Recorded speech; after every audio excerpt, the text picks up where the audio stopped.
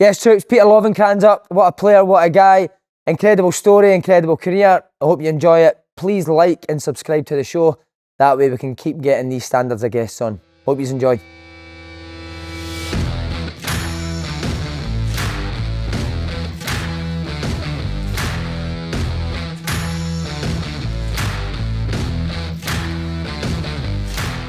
Yes, welcome on Go Peter Lovenkrands. How about you, mate? All right? I'm good, mate. I'm good. People didn't know we've became quite pally. We see each other every day. Every day, you Shabi's Deli crew, innit? Unbelievable. And what people didn't know as well is you and your missus have almost became Slaney's dating counsellor type thing. More my wife than me, probably.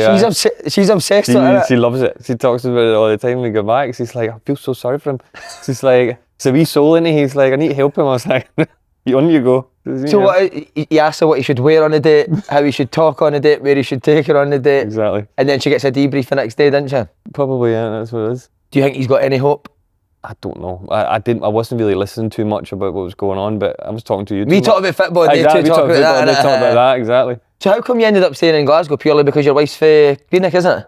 No, she's from Govan. Oh, Govan, sorry. She's, yeah, but I've always wanted to come back here. No matter when I left, I always had a house here. So we always knew we were going to come back to this place. But to be fair, my wife didn't want to come back. She wanted to stay down south. She was down in Newcastle. She actually didn't want to leave from Newcastle. But then we went to Birmingham, and then I said, we've never had family around for kids. Yeah. So I thought for the kids, they need like grannies and aunties and uncles and all that, and our friends around us. So I was the one who was kind of pushing for us to go back to the house here. And where did you love about Glasgow so much? I don't know. It's very similar to Denmark in with certain things, and I just always felt comfortable here. It's just it's like my home now. I've basically spent more years here than I have back in Denmark now. Yeah. So it's like my second home. So I don't know. It's definitely not the weather at times. To be fair, I can't complain now. It's been great now, but. Normally it's a wee bit tough at times, isn't it? But and the daughter's a lawyer as well, Peter. Isn't that going to be a lawyer? No, she wants to be. Yes, the youngest, the 16-year-old, she wants to be corporate law. Wow. I don't know where she got. It must be the wife's side. It's kind of me. Where did you meet her, Carmen? No, Teresa. I met her in what was it, Cube. On Cube? Cube back in the day, yeah. So that's when It's got a lot of dancing for Cube, innit? Approached her. I went up to her and she was dancing. So. And I need to ask you about your dog, mate. Is the dog Scottish? Yeah, we got him in Glasgow, yeah. We got him when he was in Glasgow. Did you know he was going to be famous as soon as you had him? Could you just tell? No, When did this all start? Where are you sitting when you first hear of this?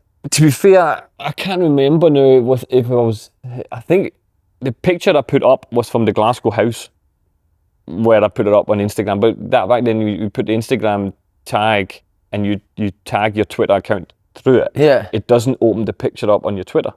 So that's how it all happened, because the guy didn't click on the picture to see and he thought it was my son, even though I didn't ever had a son, thinking that was it. But if you click on the picture, you can see clearly it's my dog, it's my Labrador. So I don't know, he's got caught in that situation because he's not clicked on the picture. And then you put that post out, and of course, everything since then has just evolved. Mate, it still resurfaces now. Like Maida brought a Labrador out last game and I haven't even thought it was. It's more now than ever. You know, it's basically every Christmas or for Christmas parties or darts or the New Year's, I get tagged into people dressed up as Kobe.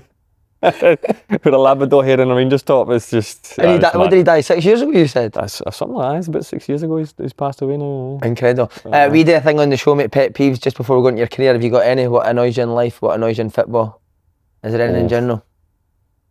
Yeah, my kids will back. My youngest especially, I got road rage. Like, see bad drivers, I can't handle it. There's a lot out there, mate. I'm missing. Like, I really, really struggle with that. Like, it drives me insane that I find like some people can get driver's license. Any particular like slow drivers or? Yeah, but mine just lorries do stupid things like turns when they shouldn't be turning and not indicating, like smallest details, things that will go off my nut. I was like, but my daughter definitely always says, Dad, could you calm down? The West End's wild for fucking roadworks and that as well, mate, and traffic. Potholes, roadworks, shocking. Yeah. Right, what about in football? Anything in football? Oh yeah, I have one, but that's actually more now when I'm watching it, but also as a coach when I've been coaching. I can't stand how there can be one thing from a defender to a striker where, for example, you run to a corner flag, and you know for a fact if a striker just touches a little bit on the back of a defender, he goes down. And he always gets a free kick. Linesman's the flagging and all the rest of it. Mate, I'm going to say, I need to stop you, mate. I'm going to stop you. You were the fucking worst for it. But as soon as you got fucking touch, you were done. 100%. As a player, when you're doing the same position, you do these things. Oh yeah, I was bad for it myself. But other way around, as a coach, it drives me insane. And I'm trying to tell the players all the time, just don't touch him. Just don't. He's running to the corner flag. Yeah. He's panicking. But yeah, that's one of my really pet ones. You talked about your coaching being involved recent years, taking the Rangers B team. How did you find that? I loved it being part of the club. You know, that's just amazing. You know, the setup, of course, is better than you would get in most clubs, especially the academies. It was just fantastic. And a lot of good people in there that I kind of got to work with. Billy Kirkwoods, Connor Brennan, and Graham Smith, goalie coaches and stuff. Kevin Thompson was working together as well. And Thomas speaks highly of him. He's a top guy, and you know we got on well, and he was one of the part of why you enjoy it. You know, you have good people around you enjoy them kind of thing. But it was also tough at times. You know, you went through some tough periods with the players and trying to get them through. After, of course, what the club's been through, but at the time as well, when I was there, Gerrard came in and everything kind of changed. You know, I mean, everything was just getting bigger. Did he change the mentality of the club, mate? Not too much the mentality, just the whole setup. You know, everything just got ramped up a wee bit. You know, all the pitches got redone and everything just got put better, kind of thing, and the facilities and all these type of things. And of course, that makes it a lot better going to work when you have these type of things. How did you find working with him? I thought he was brilliant. I have to say as well, like, him and McBeal, and that's, I work very close with both, especially mostly McBeal, and he's was an incredible assistant, like unbelievable, and I learned a lot from him as well with certain things, and yeah, I worked, both of them I thought was fantastic to work with. They were really top guys to be around, and even TC and Gary Mack and stuff, they were great people, and they create a good environment. Yeah, that's why it was really nice to be around them. So what's the plans for the coaching now? You still looking to get back in? Definitely. I love it. What sort of level, mate, are you looking at? I love like head coach, assistant coach roles. I love all these type of things, but I would prefer if it would probably be in a professional type of thing, not on part time. I think my thought process is probably a wee bit higher than that. I would think I would struggle in certain part time things.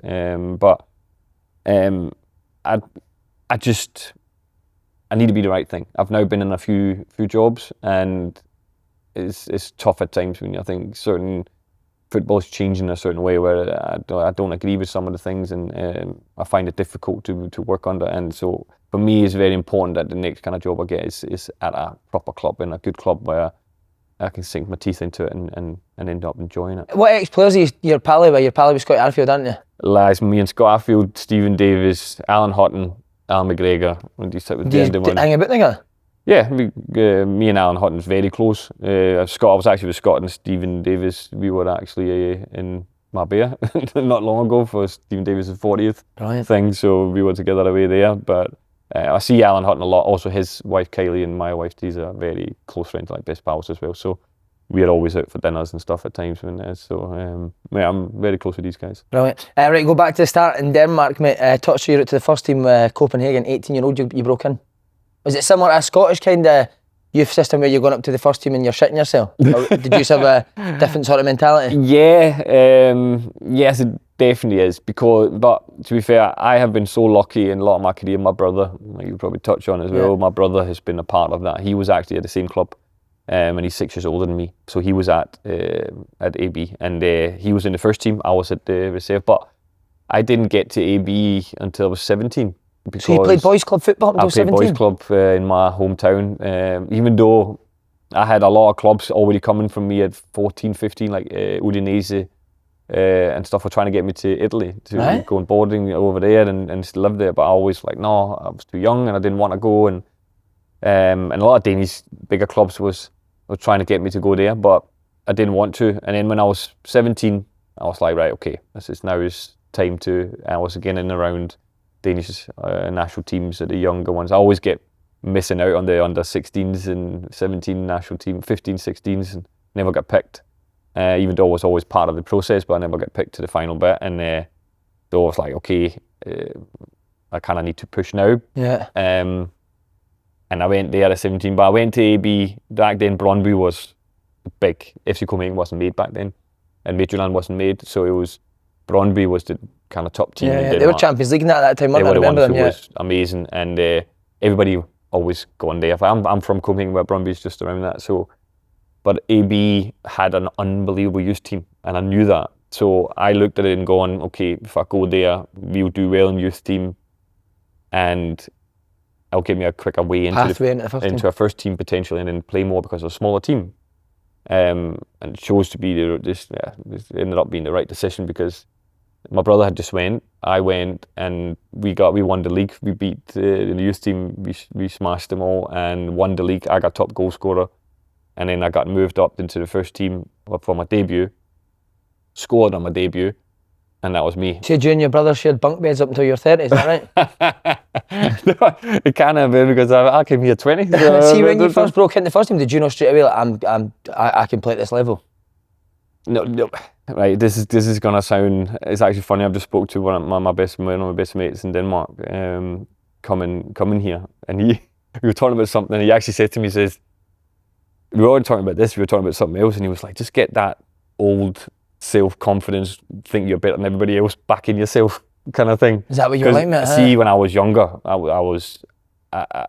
know if I can swear here, but I was a wee asshole. Like, I was terrible in a way of behaving. I thought I was just, and to be fair, everywhere I went since young, I was just going like this. I was just scoring goals for fun whenever I wanted. I was scoring like 4 goals a game, 3 games, and it was just ridiculous. And so we never had that kind of dip. So I always had this self-confidence in myself of going like, I'm better than anyone. How did first team players take to that? But that's the thing though, like there was a couple of things, episode that happened that brought me back to what happened to ground, because I went up, scored my debut again, and it was like 18 years old, and I'm the new big thing, and the papers were of course hyping and all the rest of it. And then there was the Danish team, the youth team I was in, was going to this elite thing in Europe, playing Juventus and all this kind of thing, and they wanted to take me, let me go and play, even though I was at the first team, let me go and play.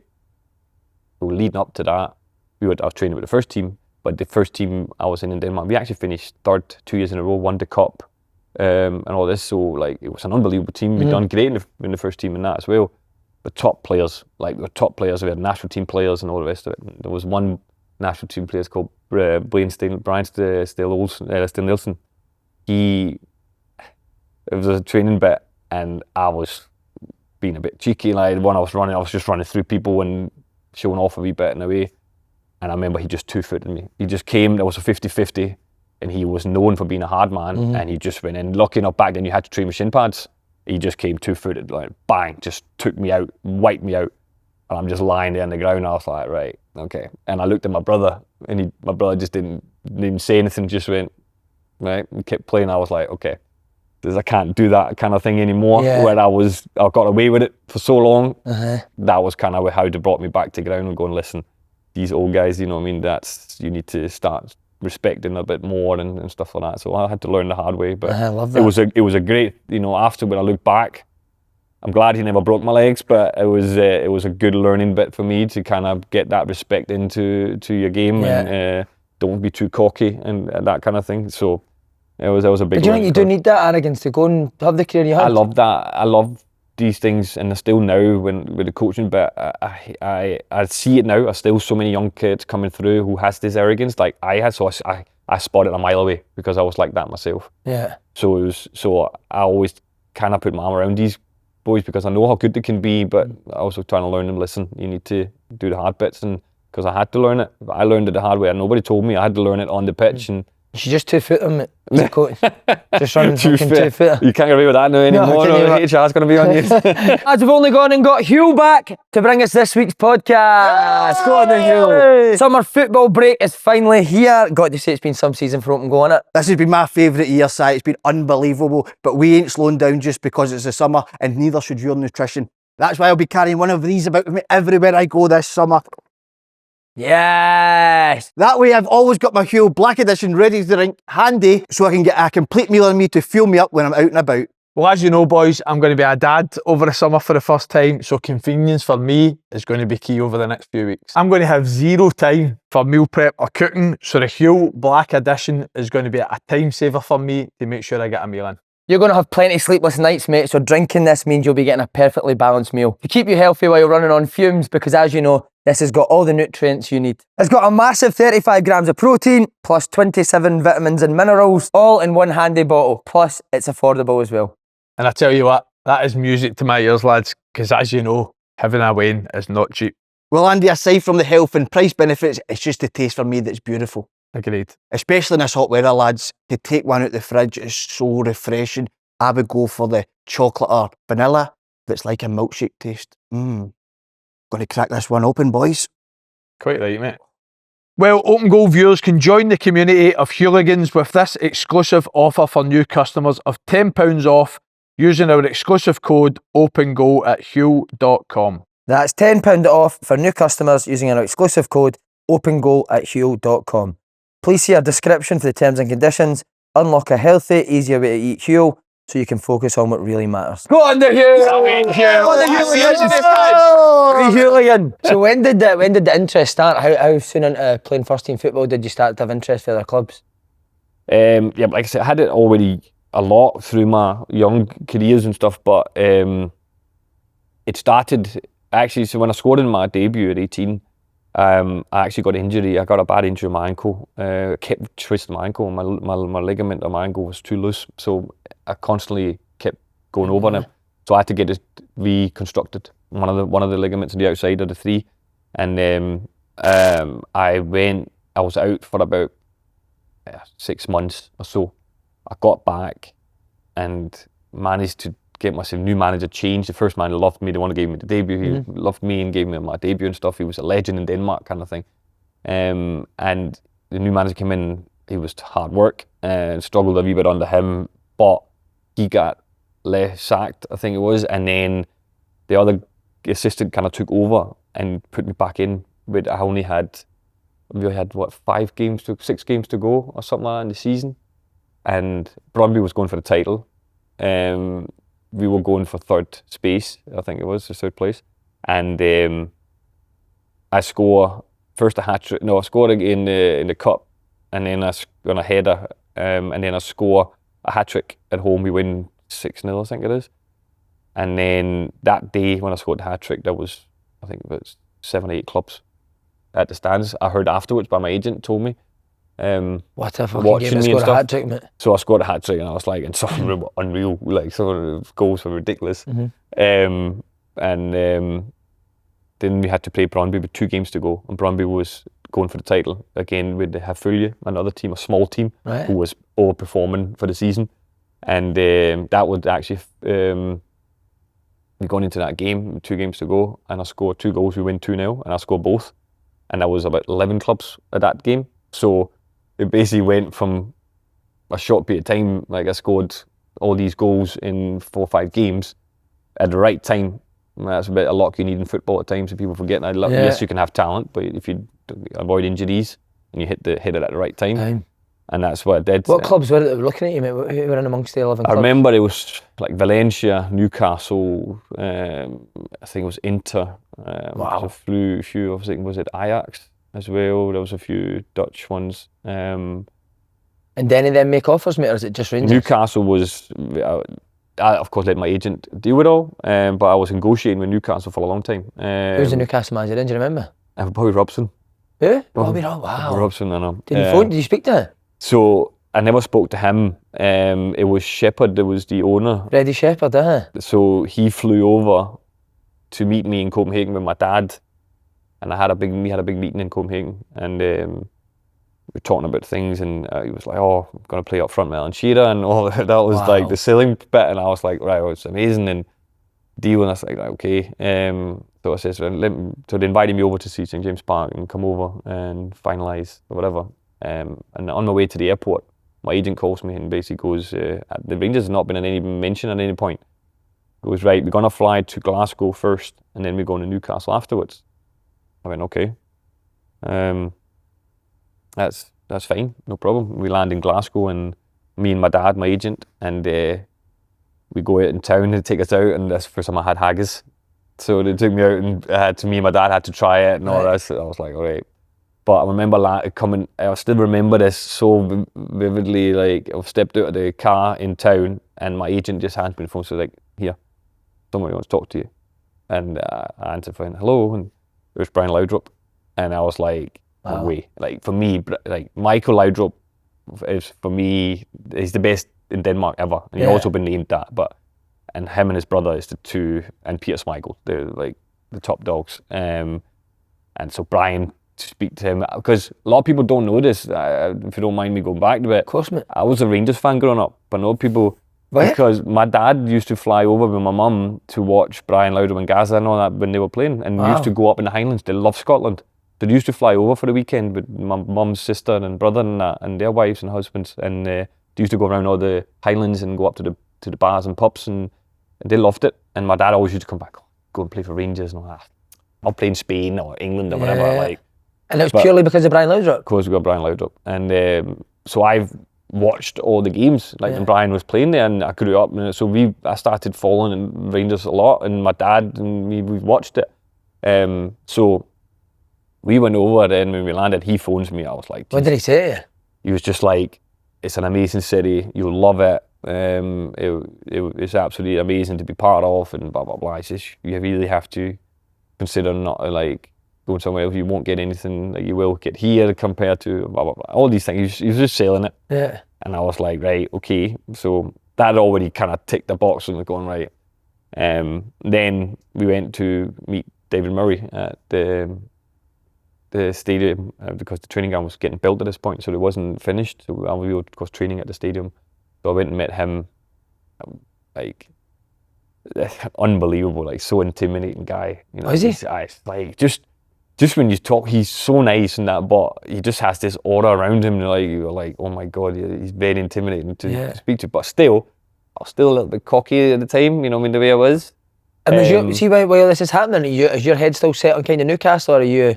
But that's the thing, though, like, I minded? had Newcastle in the bag, and I remember I met David Murray, and then we had to then go back to the hotel, and then we had to go back and meet him again the next day. And we got a contract sent through at the hotel. My agent came and gave me it when we went at the hotel and went, this is what they're offering you. Know? And it was more than Newcastle did. And I was like, wow, okay, that was. Plus, the another bit that came was that my brother had just signed for St Johnstone 2 weeks before this. So this is 2 weeks after my brother had signed. So he would be there, and I was like, okay, my brother's going to be here. The stadium, standing in the stadium was incredible. It would have been the same. What did you think, Ibrox, when you first seen it? When you walk in, the first thing I always remember is the marble staircase. Like, you walk in and you see that, and you watch the legends on the names on up there. And me and my dad always, I've seen Brian Laudrup, and you're like, my dad always like, imagine being up there, and I was like, I'll never be like I was like, I can't get up there. Yeah. So that's just another level kind of thing. I'm just here to do the best I can. So that was the kind of. Who was the manager at the time for Rangers, mate? Dick Advocaat. And was he there, or was it just David Murray? Just David Murray. So when I then went and met David Murray the next day again, and he's like, right, okay, what's happening? Like, what are you signing? I was like, And this is a funny story. So he basically says to me, to my agent and my dad, can you two walk outside? I said, I need to speak to Peter. And they walk up, and walk outside. And so this is where this ruthlessness in my head comes, where he's looking at me and he's going, right, so what's it going to take for you to sign here? And in my head, the deal was already great, and I was just sitting, I had no idea what to do here. But I was like, I says to him, Steve, give me $100,000 signing on, I'll sign. Right? And I swear to God. What age are you there? Sorry? I was 20, right? And I swear to God, his face, and as soon as I said it, it was kind of one of the ones where you're going to have to catch your words and put them back in your mouth. Yeah. I was like, oh my God, this is, and he looked at me and went, I don't have to give you anything, but I'll give you 50. And I went, deal.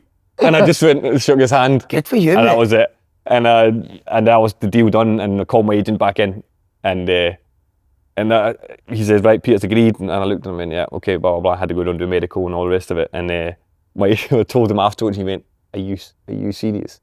I said, did you say that? And I went, yeah. I said, I know. I said, don't even, but it worked. I said, it worked. You need to sack that fucking agent. Well, I was like, I know, but I was like, looking back, I was thinking, what are you doing? Like, that's just the way I was. My thought process back then, I was just a different kind of. How was it? Was your dad quite emotional? Like you signed for Rangers? Oh my God! I'm standing holding the scarf in the tunnel, and I look over and I can see in the back behind the photographers. He's breaking his heart, crying in the tunnel. Like he's just crying in the tunnel. I'm like, oh my God. Wow. And I went over and I cuddled him in the tunnel and that, and it meant so much to us, you know what I mean, in that way. So also both his boys are now in Scotland, and one is at Rangers, one is in Johnston. And bet you never get it when your brother signed for fucking St Johnston. I've never asked him that, to be fair. But tears of fucking sadness, but yeah, that was. Did you ever get to meet Brian Laudrup then? Did you ever get to meet him through Rangers? Not through that, but I've of course met him since, and I've done an event with him, Danish event with me and him and Egbo Anderson, right. Like a couple. That was surreal for me to sit and be equal with him on stage. Like me and him are sitting. I just wanted to ask him questions instead of like all the people. I was like, oh my God, that was amazing. Like he's the loveliest guy, such a nice man, and he's gorgeous as well, mate, isn't he? I do not. Talking about somebody who can keep me young, Jesus. He is great. Good looking guy. Did you and your brother move in together then when you moved over here? No. My brother lived in Perth with his wife. One bed in Perth and you had a fucking 6-bedroom in Perth. I had a flat. Your brother's had a raw deal. I had a flat in Highland. That's what I did. But no, he lived. He had just had a wee boy as well. The boy was he was what, 6 months old when we left. So he lived up there with his wife in Perth, just by the stadium actually, and I had a flat in Highland. That's when so I was on my own there, but I was up there all the time. Did you just quit on your dad? What kind of dad was he in terms of football? Would he be on you all the time, or would he just leave you be? My dad was the best. You know, my dad died in 2010, by Alzheimer's and stuff. But he never, like, he let me be as a young boy, and like, even though I was a nightmare, like I was a nightmare. I was telling my coach, and the other dads who was watching the games, and I'd tell them to shut up doing games and stuff like that, because I knew what I was doing. Like, don't tell me I know, kind of thing. That was my attitude. Yeah. It was shocking. Like, looking back now, if I'd have been the dad of that boy, I would told your arse. Exactly. But he was I could just always, my dad just went, Peter. And I went, all right. I knew. He didn't have to say anything. I was like, okay, I know. And he just let me do what I do. He never told me to do, you have to do this, you have to do that. He never said, you sign for Rangers or whatever it was. He let me make my own decisions the whole way through. Him and my mum never pushed me in any way. Even with football, when I had the office early doors, he was like, when I said I'm not ready, he went, fine. He says, good. You choose whatever you want to do. And I want to go to AB. He was like, he could easily fit, not Brøndby. Bigger club, yeah. No, just let me do whatever I wanted. Never told me to do anything except for just being there supporting me whole. And would he come over most weekends for the Rangers games? Oh, he was over. But then it was just towards the end of he started to get Alzheimer's at 55, very young. He died at 61 years old. So he unfortunately didn't get to experience my he had the younger, your peak, yeah. My first 3 years at Rangers basically, and then started to fade away in ways where signs start to come in of forgiveness and stuff. So it was tough from then on. That he didn't really get to experience me in Schalke, for example, or Newcastle or any of that. So yeah, that was tough. But what a few final years for him to watch you play for Rangers, eh? Yeah, he was loved that. What was the difference in a Scottish dressing room and a Danish dressing room? Was it wild? I don't know. It's always different, you know. There will be different cultures, but I think the Scottish, I don't know, the mentality was just different. It was a lot of drinking. Sort of drinking mentality. Yeah, there was a lot of drinking. But to be fair, it was the same in Denmark, but not to the extent of Scotland in a way. Love getting steaming in it. Can I just go out for a couple of drinks? No, it's pub crawling. Like, you're like Rangers players pub crawling. That's what I mean though. Like I remember, you always have Wednesday off. Wednesday was always the day off during the week if you wasn't midweek Champions League, whatever. But then Tuesday, it was like, right, we're meeting early at the pub. But I didn't do it all the time. It was now and again. But most of the time there was the other boys, most of the Scottish and some of them ones that was part of that. So who would that be? I don't know for sure, but I'm sure it was like Barry and Neil McCann and Stephen Thompson, Michael Ball, all the accounts. They were all doing that. But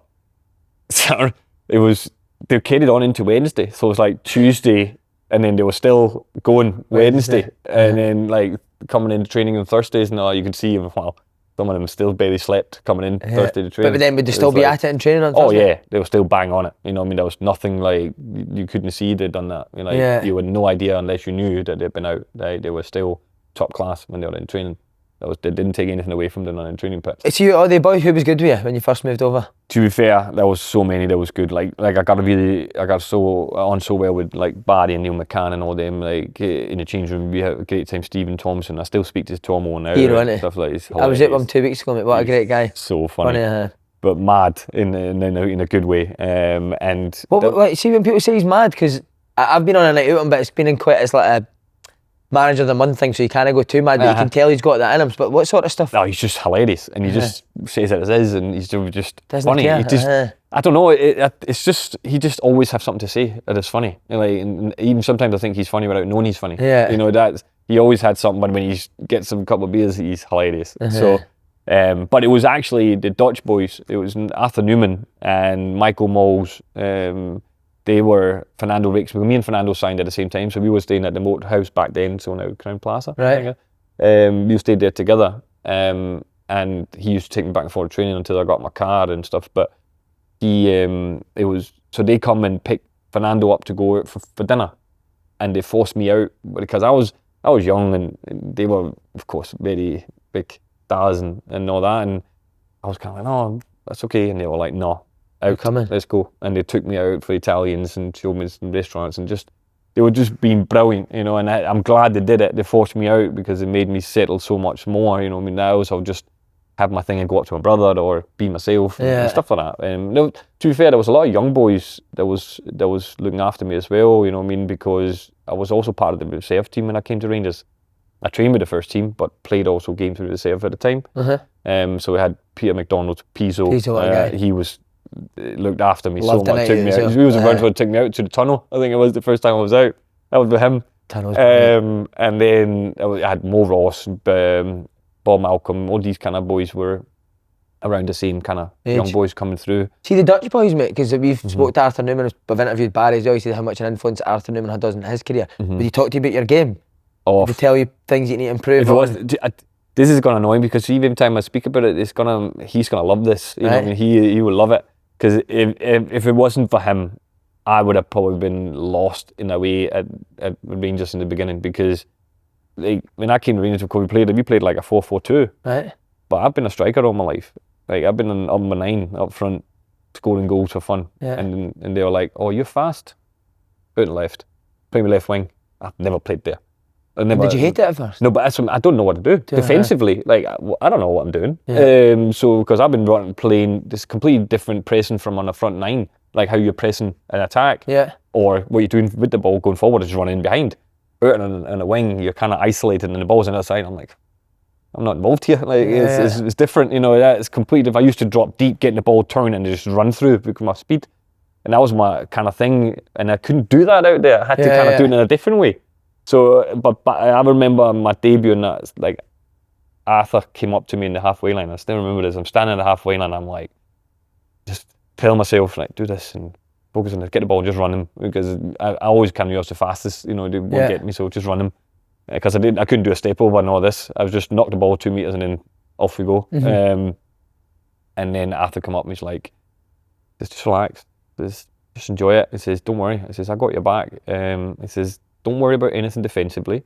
I'll deal with all this. You just focus on doing you forward. And you don't even need to look at me at any point. I don't want to see you anywhere near me.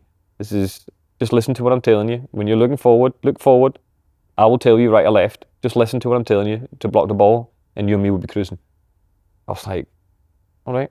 So in that game when it started, I can just hear him behind me.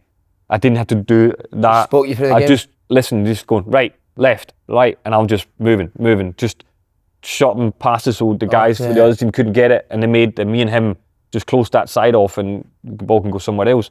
But that helped off. So I used that a lot when coaching. Just the communication is so key, and that was so important for me going into a game where I could then I got the ball, I went and done what I did. You know, he probably didn't like to try and come overlap me at times when I had the ball. I'm going full belt and he couldn't get around.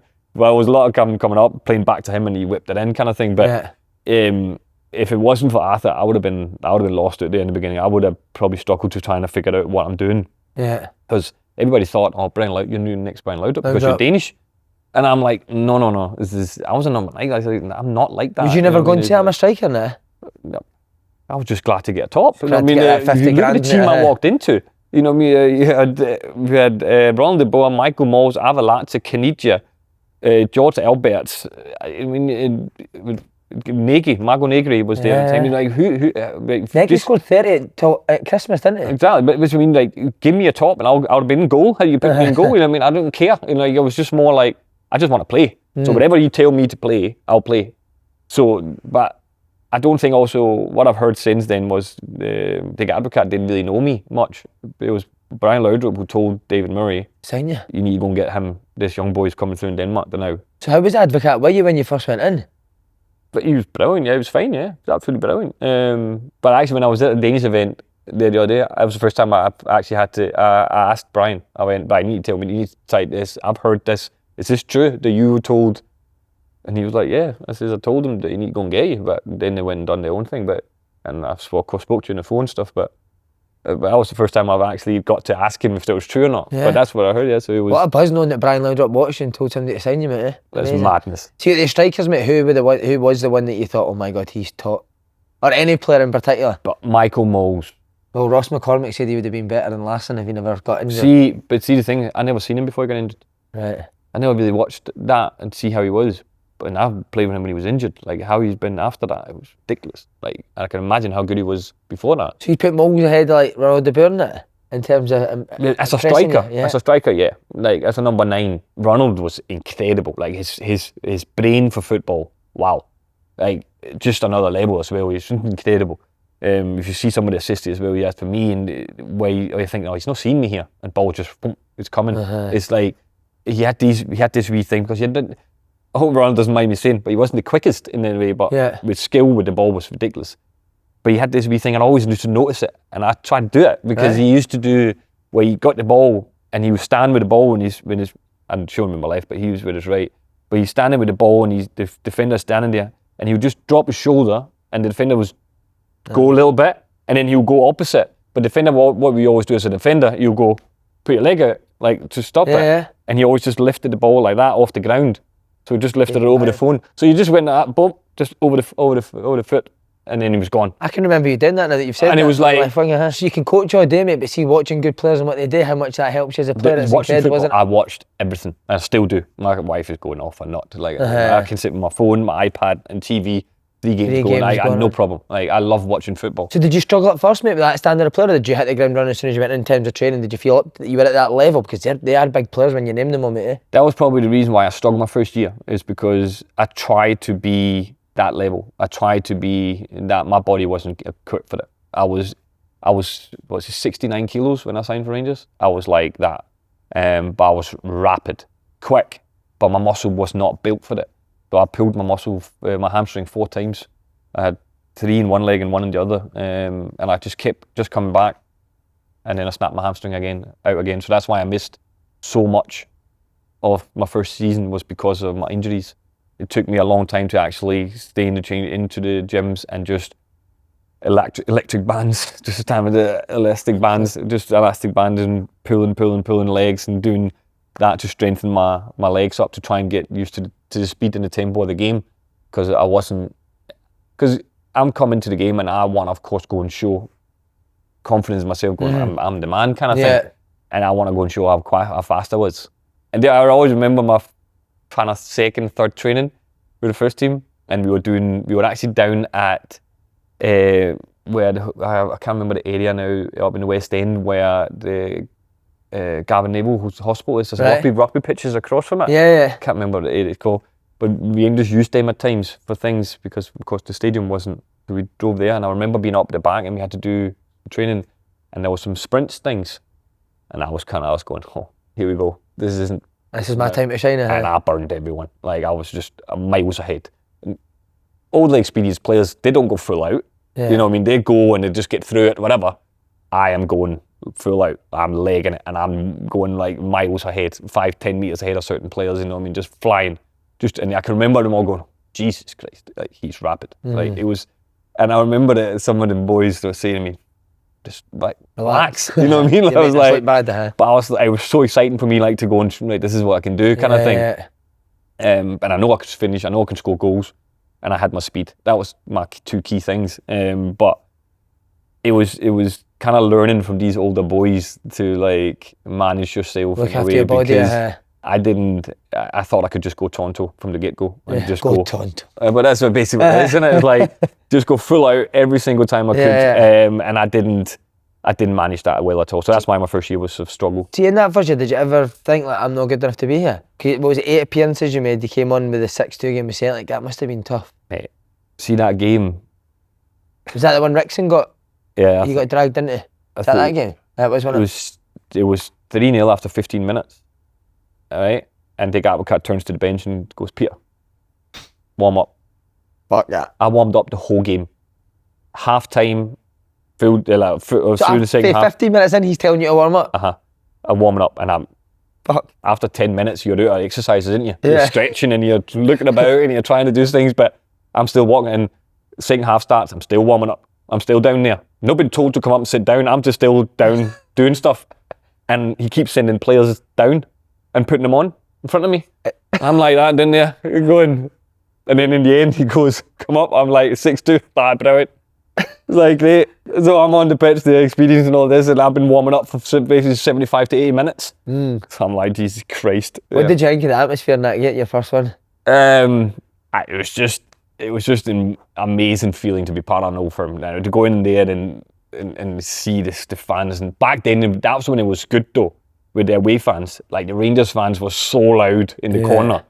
And the same with Celtic at Rangers at Ibrox, when they had the whole back stand and all that. It was just ridiculous atmospheres, you know, and that's why it was the best back then. And I feel sorry for the fans now growing up, and the players now, especially foreign players coming to Scotland. They don't get to experience that. They won't get that, what it was like back then.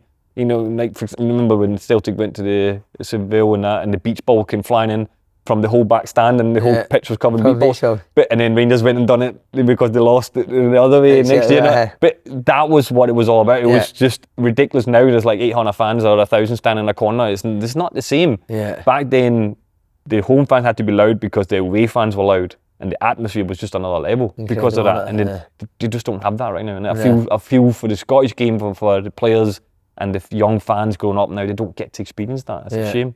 Need to ask you about Barry Ferguson. Obviously, everyone that comes on said that they got barked off him at one time. Did you get it from him? Off. All the time. Early on? All the time. Like, if I just remember, he had to just give him the ball. Like, every time I got the ball, I could just hear him. Like, give me it. You want to run with it, mate, don't you? And I'm like, I want to go. Like, and at times I was kind of like, all right, here, just get it. That's terrible. Like, that's right. Like, I said to him after, it's Barry. And he's like, you know what I'm like? You know, he says, you know what I'm like. And he's brilliant. You know, as soon as the game's gone, you know, it's like, you know what I'm like. Whatever. And I'm like, like, okay. But you get it all the time. I always, when I get the ball, I can just hear him. And sometimes in the bit you got to a bit, I'm going like, okay, screw you. I'm going to do this and whatever. But he was just brilliant, wasn't he? So when you gave him the ball, you know, he was going to do something good and that. So would he be like that with everyone? So like De Boer, Moles, would he still be like that with them? What I remember, I think so. I think that was just him. You know, as soon as he gave the ball away, he wasn't wanting it back. It was like lending away to give me the back. It was just, because you always remember he dropped deep and he went and got the ball off it and he set the play. So it was a little bit like like Cal McGregor's doing now. That's what he was doing early doors. You know, I mean, he was just dominating that midfield in the way of just controlling the game kind of thing. And he was just special in that way. How good do you think he could have been? What level could he have played at? I know he went to Birmingham and done really well at Blackburn, but like, you've obviously went to Newcastle. Could you play that? He's one of the best midfielders I've played with in my whole career. He was so good. Like, he was so good. He was a pain in the ass with his moaning and all this, but what a player! Like, on the ball, and he finished late, arriving in the box and all the goals he was scoring and stuff. But defensively solid. He's everything covered, passing, everything. Like, he was just, he could tick all the boxes. Did you ever get to a stage where you would tell him to shut up? How many years did it take you? I couldn't do that. I didn't tell him what shot once. Never, no? Even when you're like established and... No, I didn't. No, I just kind of took it. Were you surprised that he got the captaincy at 22? Was that quite a shock amongst the rest of them? It was a shock in the way of, like, because Amorouso was the big character in that. What was he like, Amorouso? top guy, right? Like, amazing guys. We always, the big Italian stallion with the long hair and all that. I remember this one thing every time we were at Ibrox, we were sitting in the change room and we were about to go out for a game and we were playing, he's walking around and he's like, come on, like getting everybody lifted and all that. And he went over to me and I'm sitting like this, I'm just tying my boots and I'm looking up and he's like, right, come on, and got so carried away in the whole thing and he grabbed my head and he's like, put his head, like he headbutted me, right? Amorouso did? Aye, and he just walked on to the next, but I'm sitting going, like, Jesus Christ, and I feel like I feel a bubble like at the top of my head. I'm going, what the hell? It's like, that's not gonna get me fired up. You know? It's like, it just annoyed me more than anything. But he was just that kind of so intense and like so like Barry. Yeah, he was just wanted everybody to be on their So how was he when Fergie got the captaincy? I actually think he handled the situation really well. I think I didn't really speak to him about it in any way. I was a younger boy in that way, so I didn't really speak. But he dealt with the situation very well. He carried himself well. I think inside he probably would have been gutted. Like I'm sure he would have been. But if you're looking back now, probably right. You know, Barry was what he was. You know, I mean, he was incredible. Ready to be a captain at that age, Yeah, 100%. I think Barry was the feeling of a captain for that younger age. You could feel it in the change room, and as soon as you walk on that pitch, you knew he was going to go forward. You know, I mean, he would be the front man and go forward. What was he like before a Celtic Rangers game, Barry Ferguson? Just like everything, focus, just make sure everybody's ready to go and all that. I remember at Hampden before the cup final. I was always kind of nervous before a game. I always had nerves. It was a good thing. I like having nerves going into a game. But when I wasn't getting nervous, I yawned, right? So it was like, I'm sitting there and I'm like, exactly. So I'm sitting in the change room, right? I said, what, it's a 12 o'clock kickoff anyway, 12:30, early kickoff. And I'm in the change room and I'm yawning. He's looking at me like, did you not sleep last night? You tired? I went, no, I'm fine, I'm just nervous. And he went, don't be nervous. We got this. Just be fine. And I was like, all right. And then that was it. But I remember he was looking at me going, you not slept last night? Thinking I was like, but back then they always used to, the fire alarms used to get sent off at the hotels. So we always had to go out in the night because fans would put their fire alarms on. Fans would set the fire alarms up. Would that happen quite a lot? Oh, it happened at all the Old Firm games when we were... Did it? I think it happened easily about 5 or 6 times where we were like... Who was your roommate? Different, who actually younger one too. I can't remember in the beginning who it was, but Chris Buck was the one I was a lot with. Me and him had so much fun. We always used to get me sweeties and iron brew cans. My Teresa, my wife now, when I started, she used to come up to the hotel with wee bags of crisps and sweeties. For you and Burke? You're two wee guys, aren't you? Bags of watching movies. So watching movies in the room and that with wee cans of iron brew and that. Amazing. How did you think Fergie done as interim manager? I just, through what he had to deal with and like the team he had to take from with a lot of low confidence, and I think he's done a great job in that. He's done a good job. And I know from speaking, there's a lot of things you would want to change. If you got the job full time and stuff, but it's tough. That's not easy to step into an interim like that. Also knowing that you want to change so many things and you can't really because you're only there interim. So that in itself is not easy. So and I think the team, of course, you can't blame the manager for everything. You see what happened under Clement as well, but some players are just not a standard of Rangers good enough, and. Does that hurt you as an ex-player when you see how Rangers are just now? Yeah, it's tough. It's hard because you want it back to the glory days. You want it back to fighting for the trophies and playing Champions League. It's been Europa League for so many years now, you know, and that. And obviously we had the wee run in Champions League, and of course we basically got shown that we weren't ready for that with the team. You know, especially the Liverpool game at home was kind of an eye opener, wasn't it? So.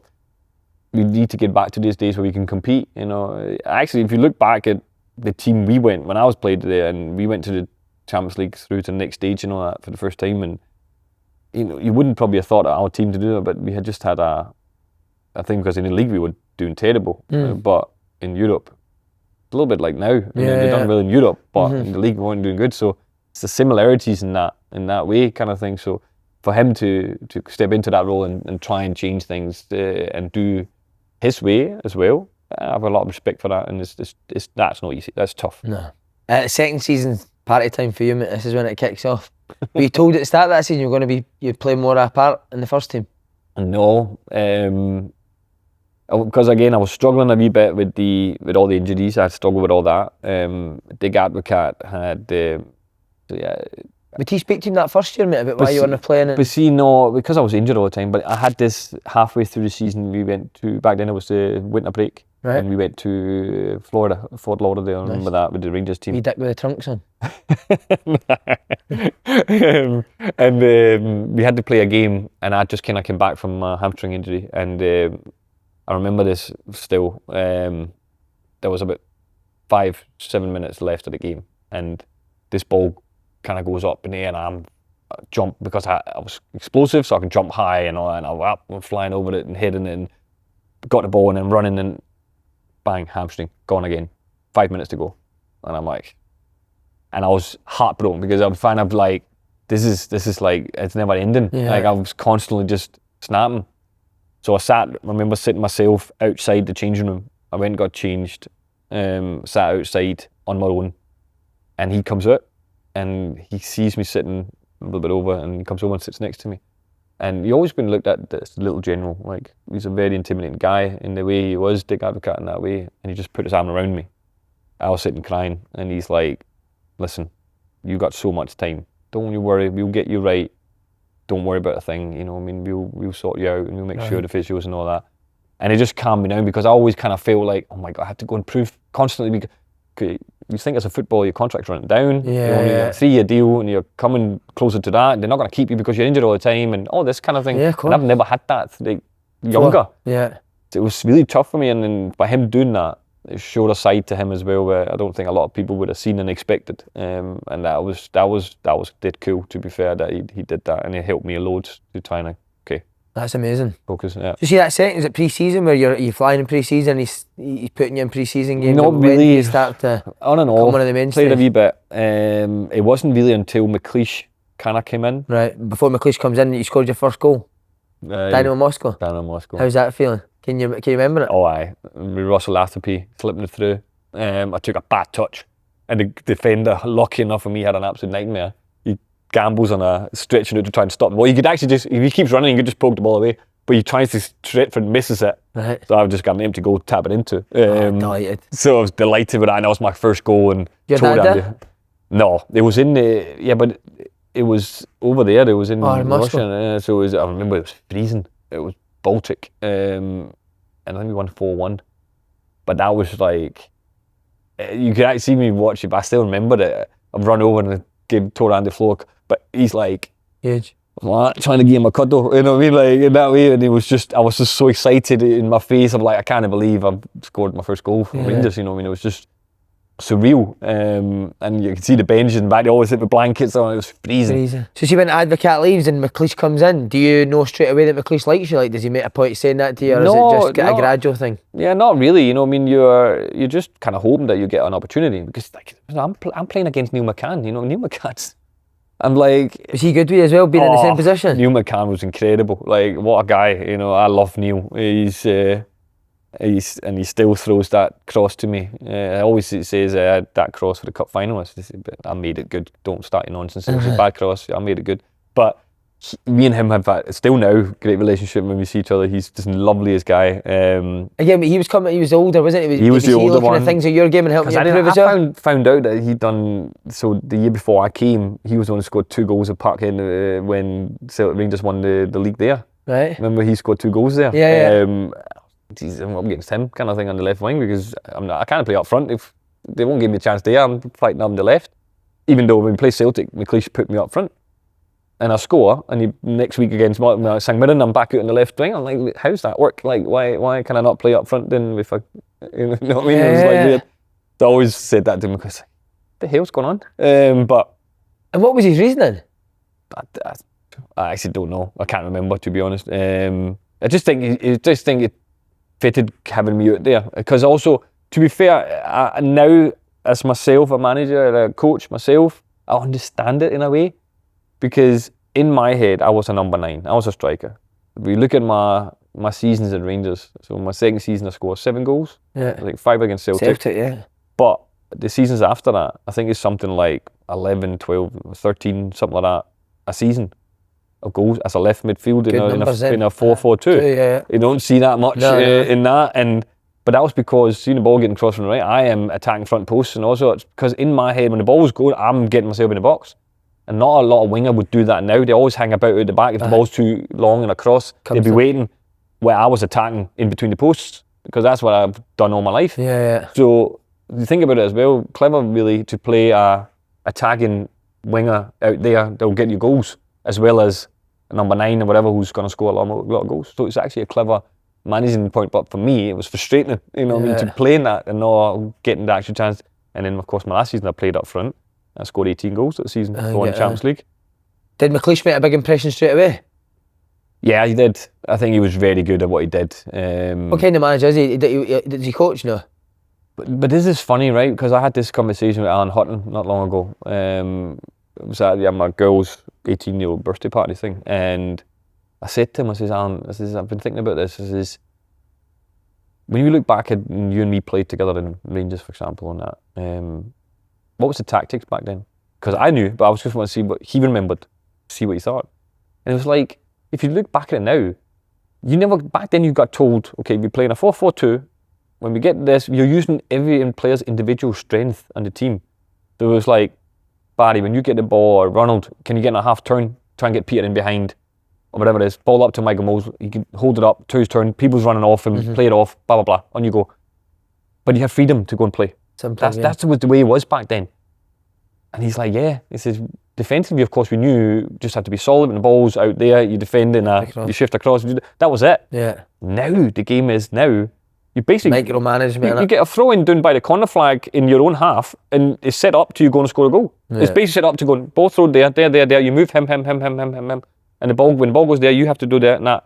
It's basically computerized in a way of, remember, when the ball goes there, you have to do this, and that. Back then, there was freedom to play, and he was like, yeah, we just went and played. We used each other's strengths and went and played. And McLeish was good at that. He was good at using our strength in that way to go and isolate. And can we drag the defender over in a 1v1 with Peter, for example, or if it was Neil that was playing, to do the same because Neil was fast, he can go and take him on. And can Ronald drop deep because defenders don't know if they're going to go with him because he was so good. And so there was all these individuals, and you had Barry breaking through the lines, coming through late. What he does, and yeah, he was just good at doing that.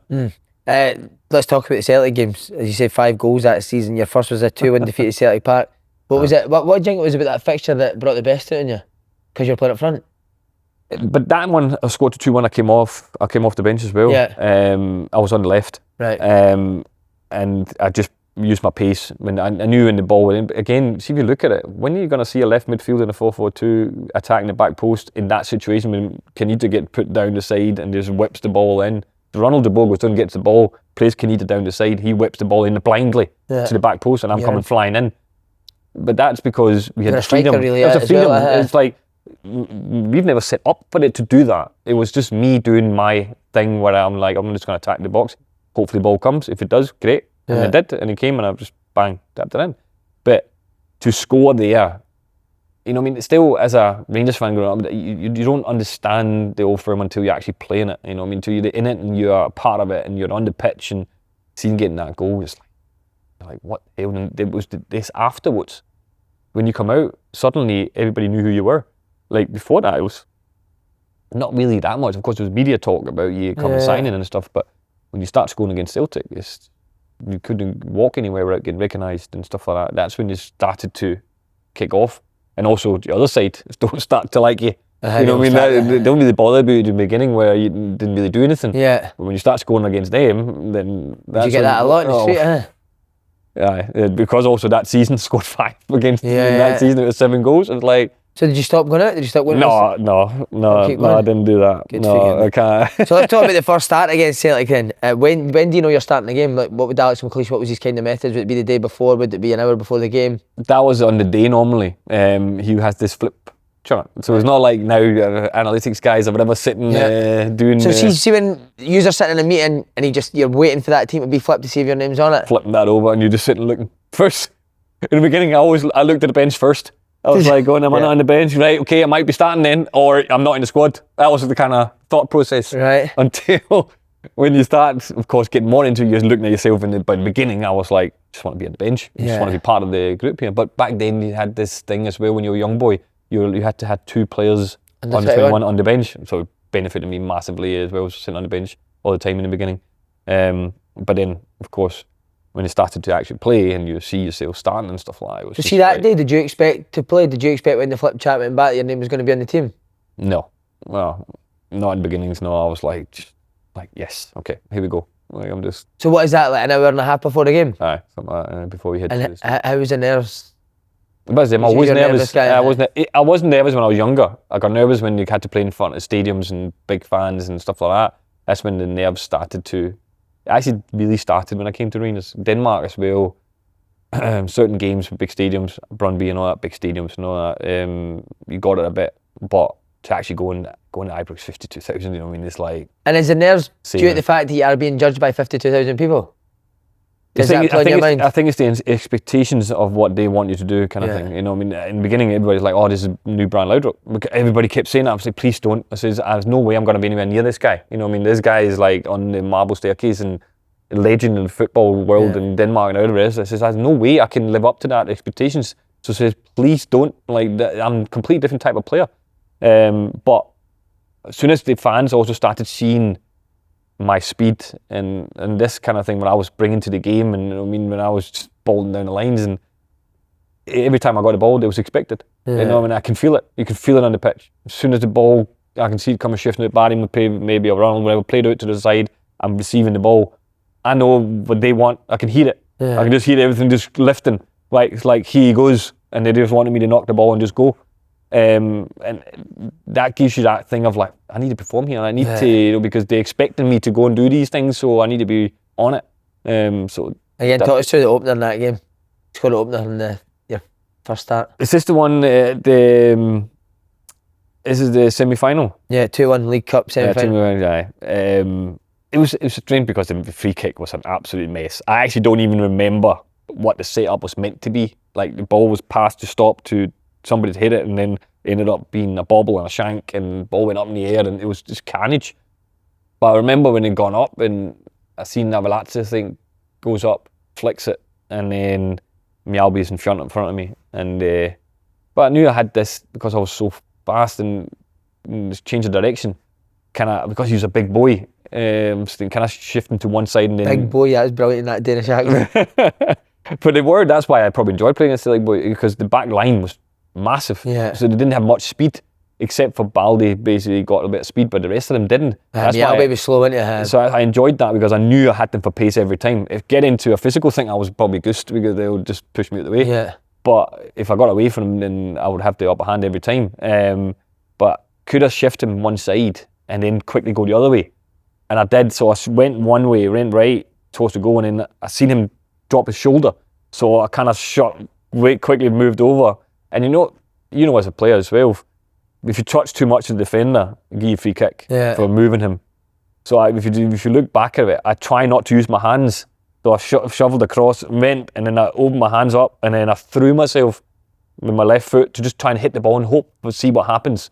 It wasn't like I was trying to do that. I was just trying to get a connection on the ball and hopefully get a toss goal and see what happens. And then it just went in the far corner, and it was just carnage. And I tried to do a half a cartwheel, and I was trying to make it be a somersault because I used to do that all the time. I used to do somersaults. Right. But I was so excited, I ended up doing half a cartwheel type thing, and I had a pathetic thing. And then Arthur Numan came in, I just jumped on top of him, and you can just see, because it was in the Celtic end, I can just see the other end was just that carnage of the fans, going around it. It was mad, absolute madness. And I got a penalty in the 90th minute. Right. Did you want to hit it? No, so yeah, I've took penalties on, but I knew I wasn't going to be big enough to take a penalty at Rangers. But Avalatza took it, and we skied it, hit the crossbar and went over to win it in normal time. I was raging because I got the pen, so I'm thinking, buzzing here, like goal, got the pen. And I've won the game for us, and basically. He's skied it, and then Connorman goes to steals the thunder, doesn't he, in extra time? So he does. But then you have your day, mate. I don't know if you know this, because this is Andy Halliday's favourite ever Rangers goal. Oh, wow. You're winner in the 3-2. Wow, that's big. Can you remember that vividly, or is it quite a blur? I remember it 100%. I remember all my goals. Right. I remember all of them. Talk us through them. But that one, was just ridiculous. But again, this is actually fun because, again, I'm up front. They scored to 1-0, a set play, because they were so strong, because they were so big. So their set plays, we knew they were strong in that, so try not to give free kicks away. They go 1-0 up. Hartson, isn't it? Then I score very quickly after. But I think before that, Kanita goes down, and we're actually a man down on the pitch. And then Barry puts the ball long, and I score to 1 each. And then I'm like, okay, here we go. We're back in the game. I've scored, so I can settle myself a little bit. You just get that first goal in. And then I've watched it again so many times. But I actually watched the game again with my kids, but it was BBC showed it through COVID. Right. So I sat with my girls, so for the first time they could see it. Watched the full 90 minutes? The BBC showed it again through COVID. So I watched it again, and I've seen the goals from loads of times since, but it's actually an incredible game. Like, see if you watch for neutral eyes in it, how the two very good football teams just going at it, and it's just back and forward. One goes ahead, and like, it was just an incredible game. There probably should have been probably about 3 or 4 red cards had it been VAR now. Yeah. And unbelievable, like tackles flying about. It was crazy. But the game was just incredible. Two very good teams with a lot of good individual players in it from both sides. And it was just, then they got ahead. We were thinking, we are actually playing well. They went ahead 2-1, and I said play again, and you're like, but then Barry pulls this free kick out the bag, you know what I mean, incredible, and gets us in it. But then it comes towards the end, I remember it was a scorching day, it was roasting, and I'd been playing up front, and McLeish makes a sub and puts Avalatse on. See, when you see Avalatse, do you think you're coming off? No, but the thing is, he puts me right. Right. He goes, Peter, and I'm going, in my head, I'm going, really? Like, I'm playing up front, I've scored the game. Like, why am I getting, like, I've been actually done well. I had a few chances, and I'm doing well here, like, raging. I'm like, right, out on the right. So I'm doing what I'm told. I'm going out to the right. But then I think something happened. I went up front for my attacking bit when I've just gambled and went in. Balls broke, went up the other way. We won it back. By this point, I'm thinking, I'm knackered. Like, I just need a break now, half time, get some water. Then we go again, kind of for the extra timing kind of thing, when the full whistle goes and that. And then Amorouso gets and steps through the line, and he passes the ball at Neil, and I'm thinking, oh, hold on a minute. And I'm looking, and Avalatse's a wee bit, he's kind of covered my position a wee bit. And I'm like, normally... So he's kind of drifted it to the right? So he was kind of a wee bit behind me because I'd attacked the box, but then I made a deep run kind of thing. But in norm, see, had that been now, how many footballers would have, because they have to follow what you're doing, you're running back into your position and make sure you're in your shape and that. But I had the freedom in kind of doing what I need to do, and I was kind of like, no, screw this. I says, I'm gambling here. And Neil broke down, and I just jogged in to see what happens, and then he put that in. I just accelerated, I just went, poof, and Chris Sutton tried to barge me out of the way, and I managed to dug under, get by him, and the ball came in, and I just dived in. So it's Sutton's fault on the Celtic side?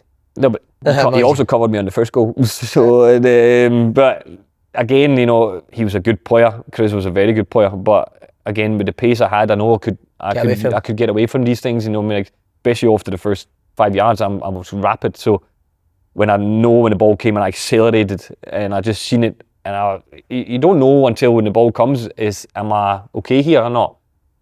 And I actually love heading the ball. I love it. I used to go up, just get my friends to put balls in and heading the ball. I loved it. So I was a good header of the ball.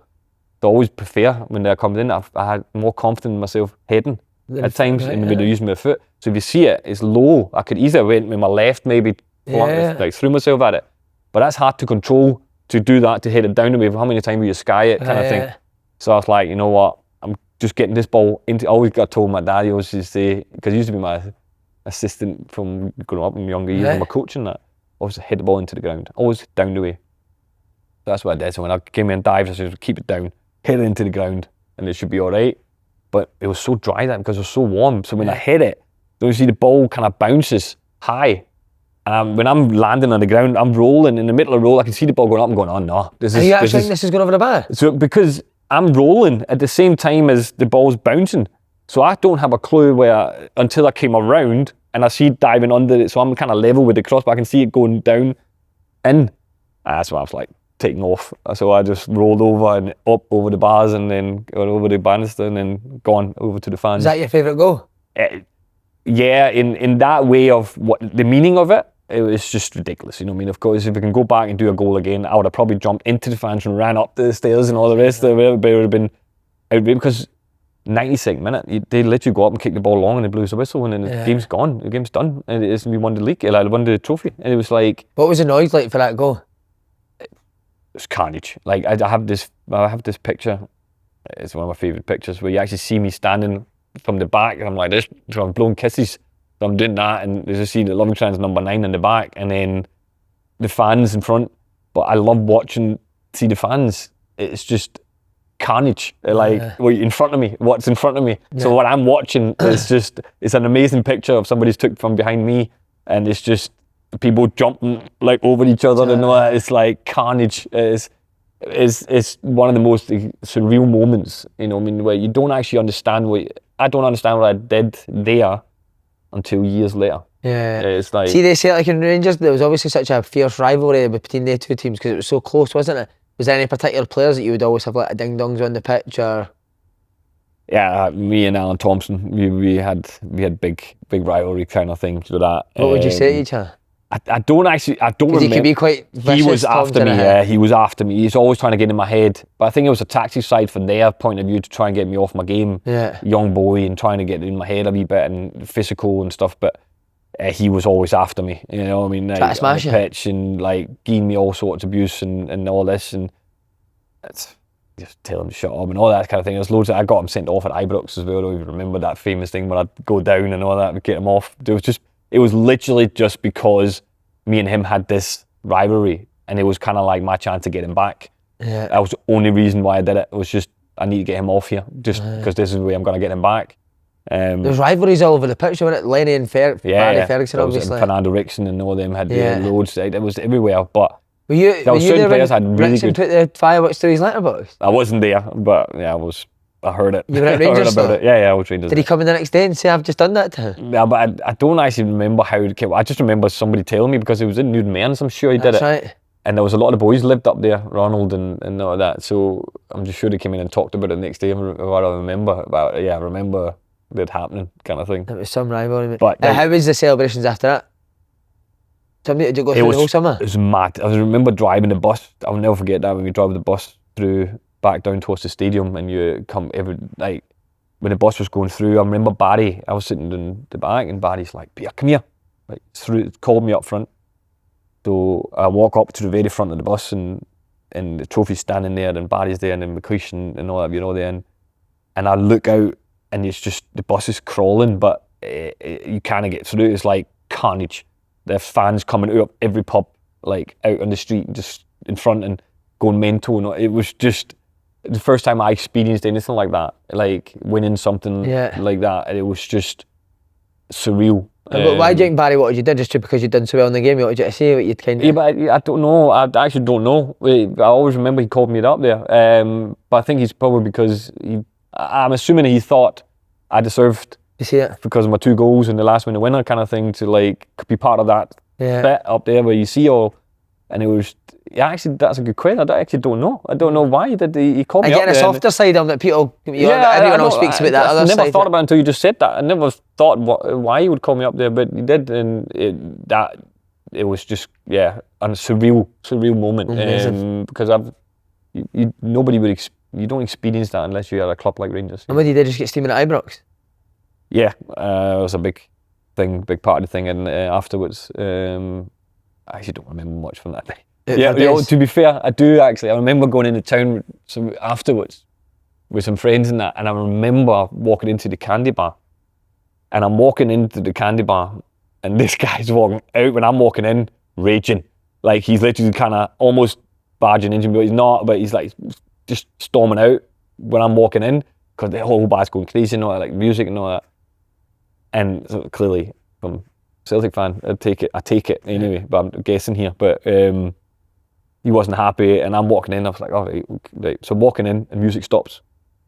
The DJ just stops the music, and then the whole place just turns and then just starts going mental, like mad. I'm like, "Because you walked in?" Because I walked in with some of the boys. We walked in, and the whole place went mental. I was like, "What's going on?" Like, I've never experienced anything like this. Like, that was just carnage, basically. And that's when it started for me of like, when I realised what I've actually done here, like what I've been part of doing. Like we won the cup, how much it means to the club and the city and the fans, but also score that goal to do it. It was just, from then onwards, it was crazy. Who were your favourite people to socialise with at Rangers? You ever got, was McGregor one for? No, but he was young boy by then. Greasy was out a lot on loans at times. He was out a few times, so I didn't really get a chance to actually be around him much at the training ground. Also in the beginning when he was in there, but Numan said he loved the night out when he was here. Oh, he didn't even drink before he came to Rangers. Him and Mikey Moles, and we were always out and having a laugh and drinks there. But I had another pal, a guy called Matt. He was always around with me and Peter McDonald Pizzo and stuff like that. We were always out at that point, but at that point when we were just out as a team kind of thing, everybody was out having a laugh and a joke, and Morris Ross always around and these things. So it was just good times. Good times, yeah. See, after winning the 2 cups that year, did McLeish say like we need to win the league next year? We need to stop. No, but you don't need to say that. It's you know, just the way it is. You know what I mean? Did you get a feeling that you were getting closer to Celtic after they'd won 2 leagues? Yeah, but it was more the kind of thing of going, listen, we need to win the league here. You know, this is not because before I came, they just won it the 2 years before it. And then I came and we've not won the 2. They won the 2 years. Did you start thinking it's you? I was like, you start going, whoa, am I part of the bad thing here? But lucky enough, I was part of then was getting the league the next year, and it was that was crazy. To be fair, then I had a good season as well. Scored a lot of goals again. The next season's a treble season, isn't it? Yeah. Yeah. But before we come to that, you then got the World Cup. Yeah. On the back of your 2 goals again. Do you remember getting caught? How did the call up come about? Yeah, but that was. Wow, like for me as a young boy growing up to play for the Danish national team is like one of that and Champions League was the 2 you dream about as a boy, you know, growing up, you want to be part of. Yeah, it was surreal. Also, when you look at the players I was playing with, that team we had back then was. Who was brilliant in that team? We had Thomas Gravesen, midfield, but who did we have? We had. Martin Jurgensen played Udinese, and we had Jon Dahl Thomas not from AC Milan, and Dennis Rommedahl, PSV Eindhoven, and Jesper Grønkjær, Chelsea on the other side. And it was just, the team was actually an amazing football team. Like every player was playing in their teams all over Europe, you know what I mean? It was just top class. But yeah, again, also for me, a learning bit, young boy to 22 and just trying to you know what I mean, find my feet a wee bit in a way of like, I like that. In Denmark national team, you have the respect bit for the older players.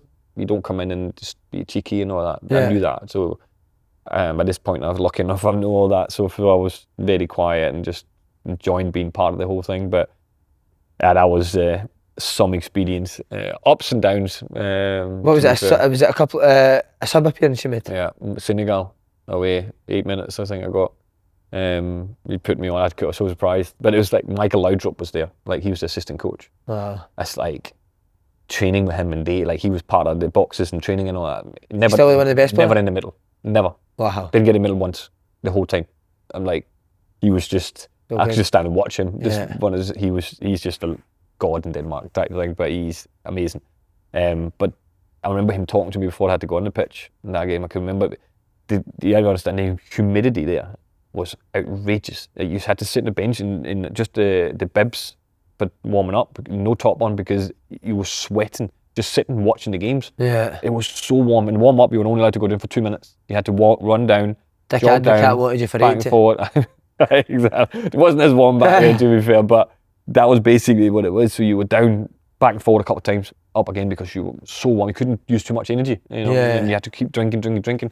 What did he say to you before you went on, Mikel? Stop saying you're my fucking new Brian Laudrup. No.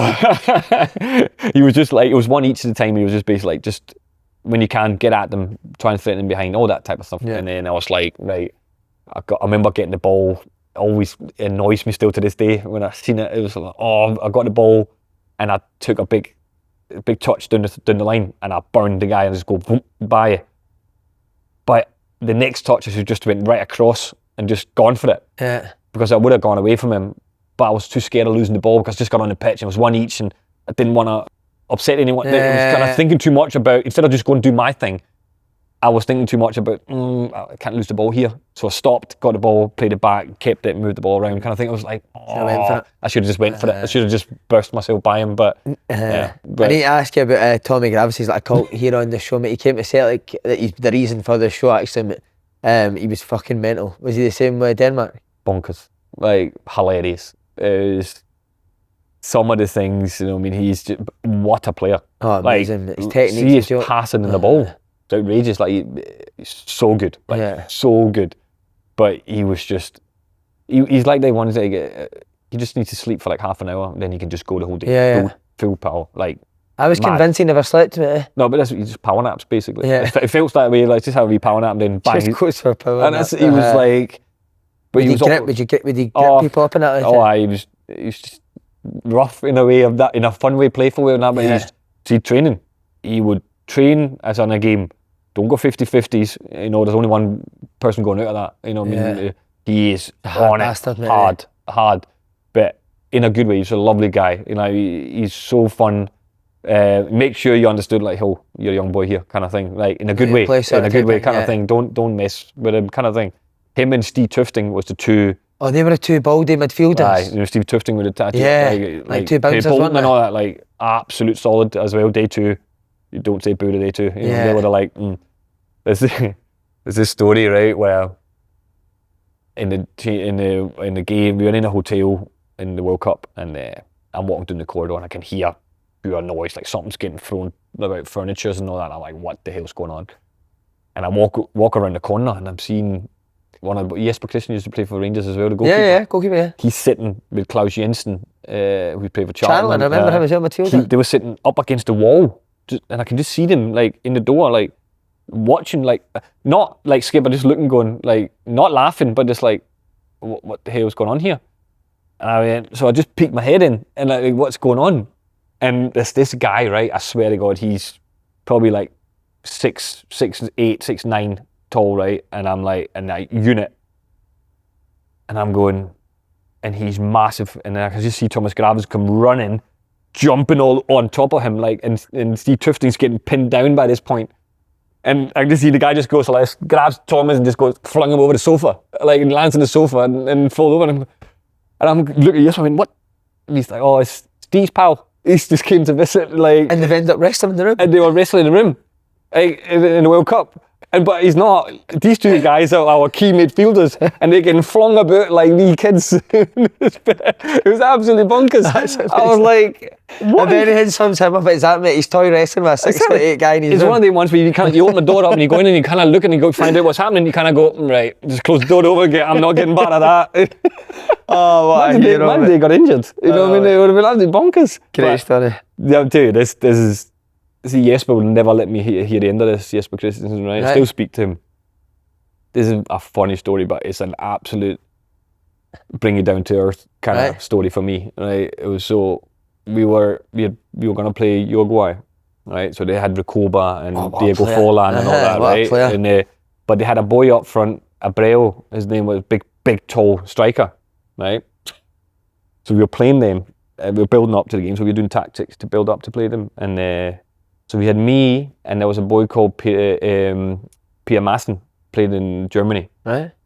Striker as well, top striker, played for Brøndby and then went to Germany and was doing great. And me, attacking player as well. So we were sitting, and we were standing in tactics and all that. And so Jesper was there as a third goalie, so or second goalie, third or second, I can't remember. But then Morten Olsen, national team coach, he was like, right, we're planning for the game, and he goes, so we're going to set up, blah, blah, blah, blah, blah. And he puts Jesper Christensen up as a striker, because he used to play outfield before he was a goalie. Right? So he can play. He's good with the ball and that. Play him up front. And me and Peter Madsen, the other striker, we had to sit on the sideline, watch. So we sat and watched the training. In a game? In a training match game, in the game building up to this game. He played up front, he played up front, and two strikers, and we were sitting out on the sideline. We were sitting on the sideline looking at each other going, this is World Cup, this is a bit why? It's a bit down to earth, isn't it? And watching our goalie playing up front because he represented the size of a striker. Oh, the striker, right, I get you. And we were like, what chance have we got here? Like going, and the worst thing is, he scores. he scores. And he's one about mental shit about the top afterwards. Since then, every time he's meeting people talking about it, that story gets put up there. He makes me and Pim as a sit outside and he goes on and scores a goal. And I'm like, oh my God. Brilliant, man. But yeah, we ended up winning the game, to be fair, 1-2-1. Brilliant. You go back to Rangers, Arteta gets added to the squad the following season. How good was he? What a player. So is he comes from PSG? Yeah, we just beat them in Europe. Remember the penalties away? With Ronaldinho and all the... That was incredible, like that game. I remember I started that game. Ronaldinho was playing it, huh? Yeah. How was he? Played home and away. I got his shirt at home. One of my best shirts ever. You just run up to it? How long? But 10 minutes before the game? That was at home. The home game was first and we played away in the second game. Right. But at home, no, it was more like we were walking off. At this point, he was kind of this up and coming star thing. Yeah. But we were just walking off and I was kind of like, just swapped out and he swapped. So I got his top walking off just before we got up the tunnel at Ibrox. So I had that, and it was not until after that game he done that goal against at the World Cup against England. He put a free kick in and just erupted, didn't he? Yeah. And then from then on, and I'm sitting going, buzzing, got his top. Eh? No, but what a player. But that's when Mikel, so we beat them away in penalties, but I started that game as well. I had to get 2 goals for half time. It was I don't know to this day what was wrong. My right leg suddenly just went rock hard in my bum cheek. Like, you can't, Something rock hard went in your bum cheek. If you can't, no, I know it sounds bad now, but I didn't know you were that close to him. no, it's the bum muscle, but you say you can't pull a muscle in your bum. Right. That you can't do that apparently in the bum cheek. But I couldn't run. It was like my whole leg just went, my back and my hamstring just went tight. Right. And I'm like, I can't run. I had to take me off. I was actually doing really well at PSG in a way, but we ended up lucky. We won the game and we won on penalties. And that's when Mikel was playing there. That's when I first noticed. PSG? Yeah, he was in PSG that team, and wow, he was a great player. You could see the young boy, fantastic football. And then we signed him. It was kind of like one of the ones where, right, okay, he's a good young prospect here to come in. People have said before he was quite a confident young guy as well when he came around. Oh, aye. Wait, like, he knew he was good. Yeah, he knew that. He knew he was good, 100%. And could you see he would go at the top? It was more one that I'm not surprised. Right. Like, he had all the kind of attributes in that. The forward thing, not so much defensively in that way, but attacking wise, wow, like his eye for the game and understanding the IQ of the game and passing and scoring, passing ranges and scoring goals and techniques and stuff like that. He was, no surprise that he went on, like he's now managing. Was it like that's a different side of it. You just don't know that at that young age that he could go and do that. But of course he's been under Pep. Like you say, the football IQ though. Yeah, but that's the thing though, and being under Pep, you probably learn a lot, and he knows what it takes. He's been a former player at the highest level, so he knows. So I'm not surprised when I seen him go and do it then. But back then you wouldn't have known that. Yeah. You scored the crucial second goal, 2-1 over Hearts, second last game of the season, just to go ahead on goal difference. Again, one of your most important goals at Rangers. Yeah, it was, because it was the goal that took us ahead in that way, but also that came with a bit of a sour taste because I couldn't play in the last game in the cup final in that, because I'd done my collarbone in the game. I came off the bench. It's one of the ones where, as a manager, I hate as a player when he pulls you in and goes, I'm going to rest you for this game, but it's just an excuse to play someone else. I think it was Neil who was playing. So would McLeish do that? Would he come and tell you beforehand you're not playing? You're in the hotel and then the night before you get a phone call, can you come and see the manager? That phone call, you're not playing. You're walking down the corridor and like, right, okay, I'm not playing. But so I'm on the bench and I came off the bench, and then I think within 10 minutes from coming off on the bench at half time, was it half? I think it was half time. I just entered a little bit in the second half. I get in a breakaway from a corner and I kick the ball up to go between two Hearts players are coming, and I knock the ball to just leg it through them. Yeah. And as soon as I kick it, both of them just go sandwiched on me. And I land like with my arm here on my front and they land on top of me, both of them. Right. So I just went, I felt something pop in here, like something fractured or whatever it was. And I was like, oh no. And then at this point, there were no more subs. That was last subs. 10 minutes. So I had to play. Oh, you played on? So I had to play, and I'm running, but I was okay running like this, but I couldn't get my arm up like anything like that. But I was just, and then when I scored, so I score. You scored with your shoulder pump? But then I used to, remember I'd done my somersault kind of thing.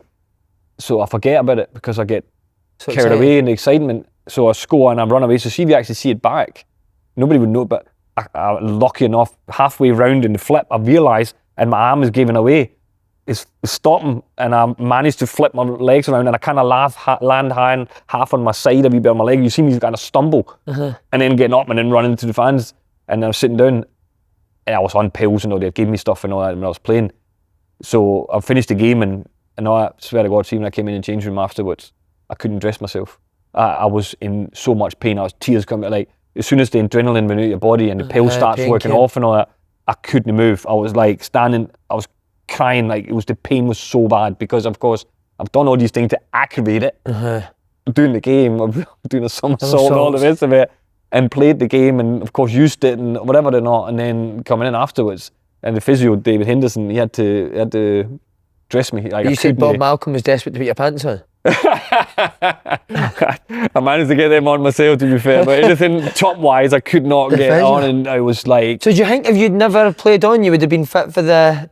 No, I don't think so. You just done it? I think I'd done it. So did you know straight away, I'm not going to make this? No, you don't know until afterwards you figure out, and the day is coming, and you're like, oh my God, I'm like, okay, maybe I can make the final, cup final and that. And I didn't make that either. I was like, so I was sitting on the stand watching. So how was that watching the two games? Horrific. The win the league and... Horrific. Like, great that we won it. But see, when you're not on the pitch and part of it, it takes so much away. You don't feel part of it. Yeah. Even though you've played such a big part. Even though I've scored so many goals in the season, and I scored that goal against Hearts coming into this, I still felt so far away from it. Because you're in a suit. I'm in a Rangers suit, and everybody's in their gear, running about, mad. You know, and you're like... This feels horrible, you know. Highs and lows of football, isn't it? That's exactly. It was like amazing that we won it, but still so tough to not being able to enjoy it like that with the boys, and that's hard. And it's the exact same with the cup final. Like sitting on the stand and we winning that. But see, in the league, the boys have been on here as well and said that the celebrations went on again, like you said, for days on it. Were you part of that, or did you? Again, were you one that would maybe go for a day? I think I was part of that. I would have been, but I couldn't do much. I was on medication, so I would have took pills. I wouldn't be allowed to drink. All right. So I couldn't Again, do rubbish, mate. Can't even enjoy the celebrations. I've had loads of these things through my career with all that, but I'm always so unlucky with certain things. But you think it was possible. We won the league, and that was the most important thing. You know, it's not so much about me individually; it's about that. And I was just gutted that I couldn't enjoy it the same with the cup. And see, with the cup, when were you thinking we're going to fuck this? When because the first half, you were poor, wasn't I know. So played bad that game. It was poor. Just watching them singing, going, "Come on, we need to get this." And then I think Amorouso would have got it. Was it Amorouso? Aye. And then I remember I ran down the steps and down to the, next to the benches at Hampden, there's the wee tiny fences where you can go on kind of thing. And I'm trying to go over the fence and my Rangers shooting that, and the guy's got the steward going up, can't get on pitch. I went, get it out of the way. I said, get it out of the way. And he's like, no, and he's turning me back, and then the Rangers fans behind getting, you don't know who that is, and all, like, he's get him on the pitch. He's like one of the players, and all, get him on the pitch, and all, like, so. And Slady's dad, that'd have been. I basically just moved out in the end. I just pushed him out of the way, and I just ran on. So I was like, I need to get on and be with the boys, kind of thing. But still, it didn't again feel the same. You just feel like, no part of it. And then the helicopter Sunday season, it's one of the most famous, obviously, in recent history. But your playing time was a wee bit more limited that year. Why is that? I was going through a tough time at that point. That was.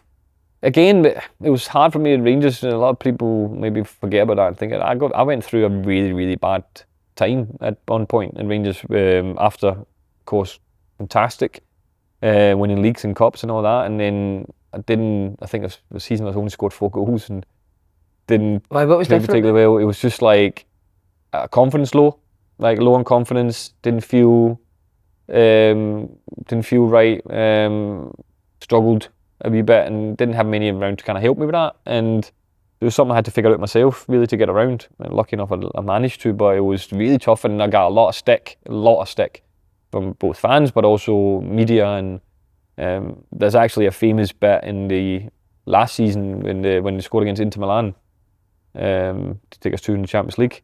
If you hear the commentary of Andy Walker commentating, so if you listen back on it and you hear when I've scored and I'm running out, what he says in the commentary basically sums up what I went through that kind of period, because he basically says this boy took some amount of stick over the but this is what you can do, and blah blah blah. That's what he says. So he acknowledged that I've been going through a tough time, and I was really, really hard, mate, honestly. Is that the toughest time of your career? Yeah, 100%, because I have never experienced that kind of low. with people are on you and you're getting judged and your grades in the papers and you can't help not look at them and all that kind of thing, but it plays through your mind. And I've never had that before, and I've always been going this way, and then to suddenly have a dip where you're not playing particularly well, you're a bit low confidence, and the people are judging you on that and after you, that's hard to deal with. See, that period did you think I'm done at Rangers? It was, I don't know, I knew my contract, still had a contract until 2006, so I knew I was fine for that, but... But is there a feeling of I don't feel like I can get through this? No, it's not that I can get through it, because I've never been in that. I've never been in that situation, but I knew that what I can do. I know I'm good enough, I just need to get back to that type of thing, but it's just how do I get there? And sometimes you need that wee bit of luck or that wee bit to kick you on from that. That came for me against Falkirk. At home, I scored a penalty. We got a penalty in, and Ross McCormack gives me the ball for it. But he's but he's a sub. He's out in the back behind the goal, and we got a penalty, and I wasn't taking penalty for Rangers at that point. And he walks over and he's like, "Peter, you take it." And I'm standing with the ball behind the goal, and I'm like, "All right." So I went, "This could be the one." I was like, "You know what? It can't get any worse." I was getting hammered, so I might as well just. And I scored. And then that's when my confidence kind of came back from scoring that goal. What, see, when you were getting hammered, what were they saying? Like, not good enough for Rangers? Or? Yeah, there was loads of that, yeah. Just. And did you read that? Yeah, but you kind of hear it. I heard on the radio, like former Rangers so-called legends were after me on the radio, basically. Tell me who, I'll punch fucking, who was it? No, but there was a few that was after me. There's no point in mentioning names in that way, but there was specifically one that was basically saying that he would come and pick me up and drop me off at the airport. Was that trying to get me out, and that was basically after I'd scored 18 goals at season 4 in Champions League, and still was getting that. That was before I kind of left the club. But did you ever say anything to these people now? Oh, I have met the person since then, yeah. But it is what it is. And see, when things are going, is that the hardest club to be at Rangers when things are going? But that's the thing, though. See, when you're at Rangers and it's going great, it's the best place in the world. Like, it's phenomenal. But see, when it's not, it's also the toughest. It's like, it's hard. It's hard. And a lot of players don't get that, especially, for example, Celtic right now. There's a lot of players coming into Celtic right now who's only experienced good things. They've never experienced that side of what it is. And a lot of Rangers players would experience that now. They would be in these situations that I was in. So I get it. I understand what some of the Rangers players were going through and how hard that is and how tough that is, because if you go out and have a normal job in any other way, if you're a lawyer, whatever it is, and you haven't filled it, you spelt it wrong on a paper, and a lawyer, you're not getting judged in the paper next day and graded and slaughtered and talked about, and you shouldn't be here and all that. You get a slap on the wrist or whatever and move on. But in football, the mental side of football is tough, and a lot of people forget about that. And that's why a lot of players, like, you're earning good money, but that's for the reason of what mentally strongness you have to play a footballer is tough. Just on the helicopter Sunday, do you remember where you sit in the stand when you hear that Scott McDonald scored 2 goals? Oh, that was crazy. I remember we sat there and we had scored, of course, 1-0, and the game was, I don't know if you remember it, but the game was so boring because I think Hibs couldn't lose. If they didn't lose with more than 6 goals, they weren't in Europe. So they weren't caring losing 1-0. So they were basically just sitting there, and we had the ball, and I remember just sitting watching the game, and our centre-halves were just passing the ball back and forward at the back and not really going forward a wee bit, ball back again, just playing. Just going, listen, we're waiting to hear something's going to happen, and at this point Celtic was 1-0 up. Are you in the stand? Or are you no, I'm in the bench, and we are sitting, and David Lavery, the masseur, he's sitting behind the dugout, and we're like, I'm turning around, and you're like, keen this because you could still see the glance and you can see this, and he's like, no, like nothing, sitting with the phone or whatever. And then suddenly you hear the fans, like, something's brewing, like something's going on, and I turn and he's like, it's like one each, and it was like everybody's going, right, okay, and it's getting closer to the end here, and we were like, oh my god, and then suddenly the whole place went mental when the second one, and he's like 2-1, it's like, we were like, no, and McLeish is turning around and we were like 2-1, and he's like, I can see me just going, oh my god, like it was just surreal, that because we didn't expect it. You know, there was theirs to lose kind of thing at that point, and we were just doing what we needed to do, hope for the best and see what happened. And at this point, but it was funny, as soon as the 2-1 and the 1 each thing happened, it was like Hibs suddenly clicked in the gear. They just went for it. They came in the press. Did they? It was like the tempo of the game just went up, and it suddenly was kind of like, oh, hold on a minute, and then passing and long balls, trying to waste time and all this kind of thing, and it was suddenly just changed the whole vibe of what was going on until the final whistle went, and then they the fans stormed the pitch and all that as well. We stormed down. It was. How was Big bonkers. Marvin Andrews? We've had him on talking about this. Oh, Big Marv's. I love Marv. He's amazing. Top guy. Did you meet Pastor Joe? Mate, nah. Yeah, but I'm not. It's that's. I just love hearing Marvin talk about it. It's hilarious listening to him speak about all these things. It's so funny because he's so believing in all of it, and I just wind him up all the time. It's like, don't be silly. This is all. It's all. And he's like, no, and he's this big smile on his face, and it's brilliant. I met him in Com last week, mate. He's a great guy. Oh, he's top. Still now when I see him, he cuddles my girls, and he's like big Marv. They love him as well, and my wife and all that. And then 2005, mate, in the summer, it was reported you were going to leave Rangers to go to Middlesbrough. How close did that come? Steve McLaren was the manager then. But that was the period where everything was wrong. Tough. I was going through a really tough time. Did you go to Rangers and say, like, I think maybe my time's done? Or? I didn't want to leave. Right. Who's an agent that just comes to say Middlesbrough want to take you? It was actually McLeish that was like saying to go down, and the agent came and said, right, Middlesbrough would be if you go down and train with him for a couple of days, just need to see you're fit kind of thing. So I went down there. Didn't really want to. I went down and they had Viduka, Yakubu and all that team back then. It was like crazy team. And I actually trained really well down there and went really well. And I spoke to Steve McLaren after. He pulled me up to the office and he was like, says, I want to get you in. But we had this, I'm not sure, is it Marasca or something like that? I think his name was Italian boy or something. Right. Baldy guy, I remember him I had. Said they were trying to get him out because big money, they were trying to get him out. Right. Says we need to get him out first. I think he's leaving. Not trying to get him out, but I think he's leaving, and he needs to kind of get out. Then we can get you in, kind of thing with space. But he didn't go. So he's like, we can't. So I was went home after training. They're like, so we phone you, and the phone says he's not going, so we can't do anything. So I was like, okay, but I was kind of happy because I didn't really want to leave. Yeah. Because I had a conversation with McLeish, and because Birmingham was in for me as well, Portsmouth, I think it was. And he was like, why would you? I says, I don't want to go. I says, I don't want to do that. Did you feel he wanted you to go? No, he just asked me kind of, what are you thinking? Would you go? And but I think for the club, they probably, money-wise, whatever, would have probably took it or whatever. I don't know. I'm assuming, but I just kind of said from the beginning, no, I'm not going. And then I went into my last year, I think I had this in me. I remember training like a madman through summer. Like I was like, I'm going to get so fit and then come back my last season, just hit it hard and see what happens kind of thing. And then my contract will be out and we'll see what happens. What did he say when the deal for Middlesbrough came through? Did he come back and say he's still going to be part of the plans, or was there, are they going to play here? Was there anything? No, I never said anything like that. No, it was just kind of see what happens kind of thing. But then I went into the last season on this ridiculous fitness. It was the best thing I've ever done. Is that what you put in the form, didn't you, that season? Yeah. How fit you were? That was, and they realised as well how important, because when I went to Germany after that, it's so big there, and that's where I can come into that later. But it was this bit at Rangers when I left, when I came into that last season. I remember meeting pre-season, and I was running for fun. Like we were doing these runs, and I was running, and I was lapping for people and all that, and some of the boys weren't happy that I was that kind of thing. Back then it was fun. No, it was not fun about like to be able to be it's so mad, fit and good. Exactly, it was like a bad thing, or you make us look bad kind of thing. Yeah. But I was just like, no, you know what? I'm gonna be as fit as anything here, and then I just was fit as person, and then it benefited me. That it was so good for me going into the games because I think I scored in the first game of the season, Livingston at home, scoring 90 odd minute. But it comes down to these things because come the 90th minute, I get the ball on the left hand side and I get it and I dribble through, and then I go over right foot and I put it in the bottom corner of my right foot. But I felt fit as anything. Like normally come in 90th minute, you're tired and all that. You wouldn't have been able to do that. Maybe not be able to do that. Away, but I was so fit still in 90th minute. I was fine. Did you start that game, the first game? Mm-hmm. And you score? Scored that.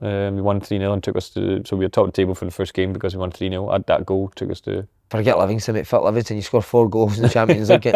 One against Porto in the 3-2 win, equaliser, 1-1 draw against Inter Milan, and a goal in each leg with Villareal in the last 16. Bonkers, mate.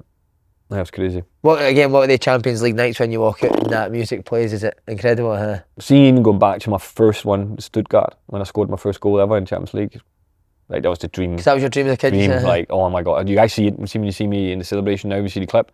I'm like this, like can't believe what's going on. Like I'm like suit up, keeping the He's like I'm around me, and I'm like, what the hell? Like I've just done my dream. I've done my dream kind of thing. And the winner as well, ended up being the winner. Forget about that. I missed an absolute sitter in the 90-odd minute for 3-1, but leave that one Fuck there. it, you've won I'll leave that one there. Remembers But that, to do that then 4 in one season in the Champions League, I think that's the most as well the Rangers players done. Is 4 in a season, innit? Do you get to a stage where you do think I'm going to score every game here? But at this point in time, I had this run where I was scoring. I was on this run for a record of consecutive games scoring. Like I was on like 9 games in a row of goals and something like that, and I think I scored 11 goals in 9 games or something ridiculous in the league and Europe, stuff like that. It was crazy, but it all came kind of halfway through in that Falkirk game when I scored that penalty, and it all just, and then the Inter Milan came after, and then it just went for that because it was Falkirk and Inter Milan, and then Kilmarnock scored a hat trick, my first hat trick, and it was just I was on this roll of everything, no matter what, scoring free kicks and. And 3 months early, like, mate, you were at the lowest of your... That's what I'm saying, like I was lowest probably ever. Like it was so hard to deal with, and then to go in this, and whenever I touched, it was going in, and like scored a direct free kick against Dunfermline away, and there was one of the funny moment with Stephen Thompson. We played Dunfermline away. I think I scored to 1-0 or 1 each or something like that on a free kick. We had practiced it, so we set it up to Barry Ferguson roll it. Bob Malcolm stops it, and I have to run and bend it around the wall that way, even though we were normally been a right footer bringing it that way. So I bend it around and I put it top corner and around the bit. We practiced it and it worked, right? So we're running away and I'm celebrating, and then you guys can see the clip when I'm celebrating. I've seen it in the clip, and you see Tomo's talking to me, and I'm pure like looking at him going, what's he saying? Like he's speaking to me, the arm around me like this, and I'm like, I'm going, what are you saying? Like, and I remember that when he started talking again. Talking about it, saying, who's Mihailovic? Do you remember Mihailovic used to take free kicks defender? Unbelievable, like 3 kicks. He's like, you're betting him. Like, he's like, how random. He's like, Mihailovic, got nothing on you. He's like, I'm like, what the fuck? It was so weird. It was just so random. That's what he was like. That's what he's like. He just comes out with these things where you're like, comments. What? I said, right, okay, but brilliant. It was I'm just brilliant. surprised Barry Ferguson let you take a free kick as well. Exactly. It's all down to Ross McCormack getting you a penalty. I actually don't know if that's well. You get Ross on.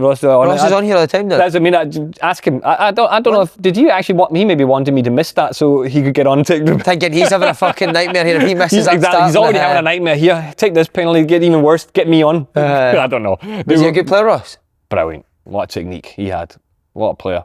Maybe to be fair, he succeeded away from Rangers. I thought like he just got better and better and better. Yeah. He was really good talent coming in. You could just see the way he was hitting the ball. He had a great strike of the ball and all that. Fantastic. He was actually a very, very good player. So I'm not surprised he done so well for himself when he went away. Yeah. What's your favourite Champions League game? Okay, my first goal against Stuttgart and scoring the winner to 2-1 was the dream. You know what I mean? Of that, I've done it.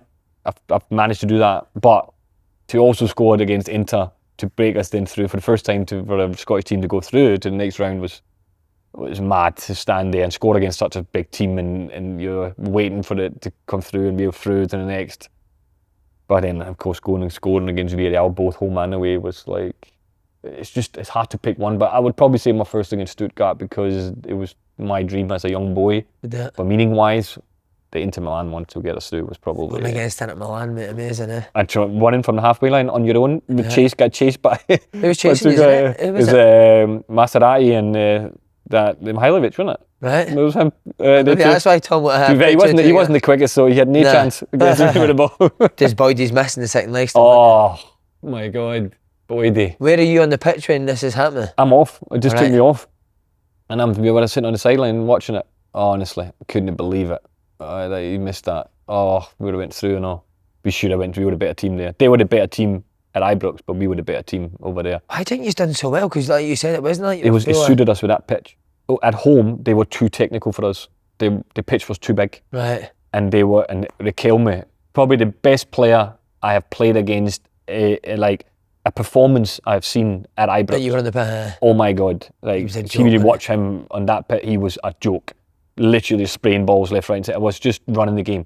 But then over there, the pitch was so tight. Stadium was suited us with our press. Hard to beat. So the way we were pressing and all, that's how we got the goal, because when I scored was Barry set the trigger for the press, and it was kind of like everybody went, oh, and we all went, and the guy messes up the pass back to the centre half. I intercepted it, play Buffel, who then tries to play Barry, who's coming again, goalkeeper saves and I follow up and I score.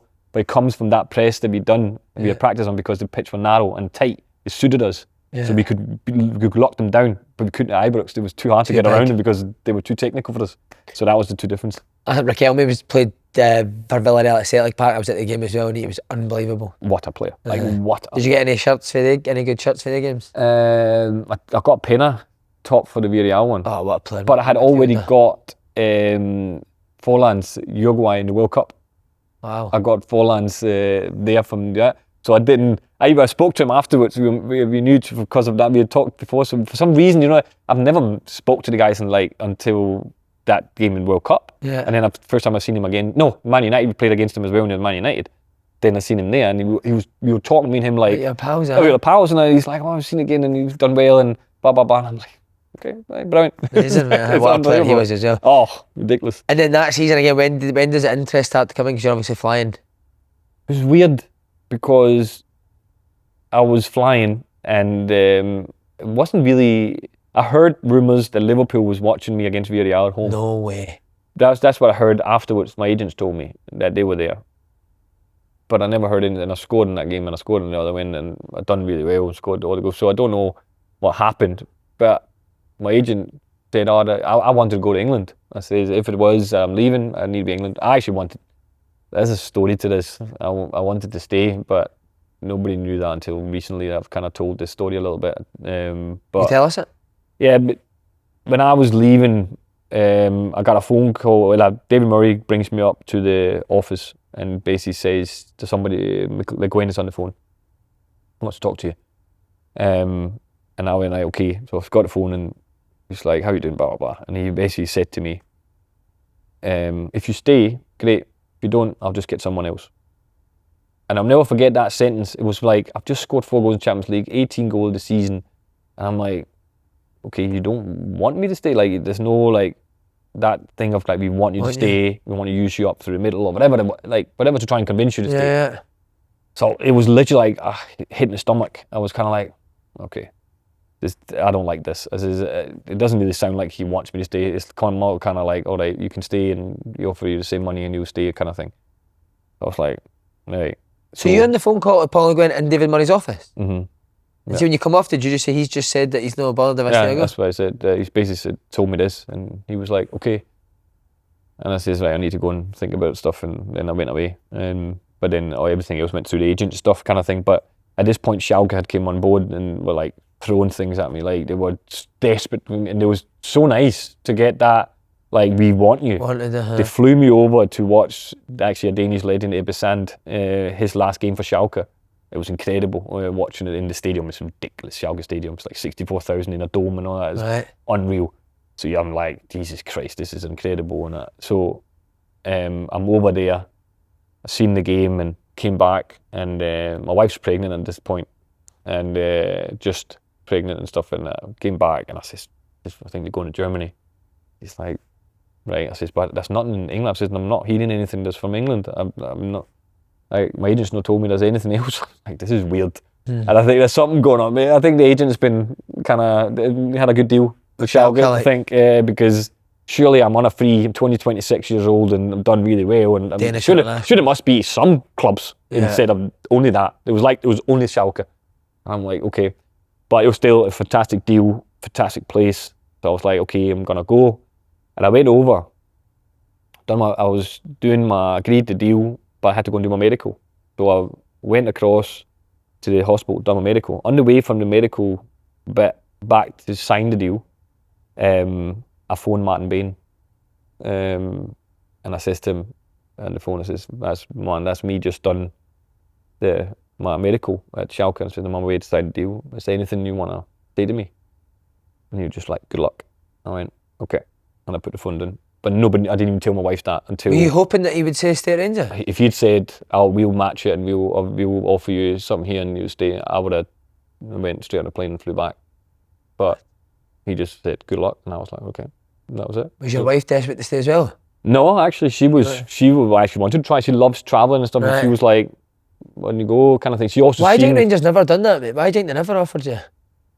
I don't know. That was basically what the last thing I got, kind of thing from that. They wouldn't want to.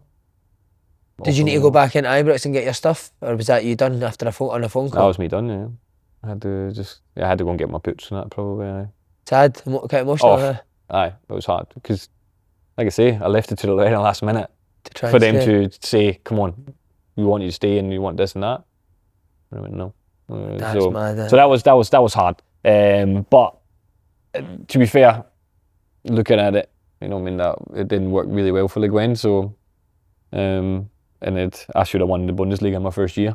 We basically screwed that up. How close were you to winning it? This still haunts me.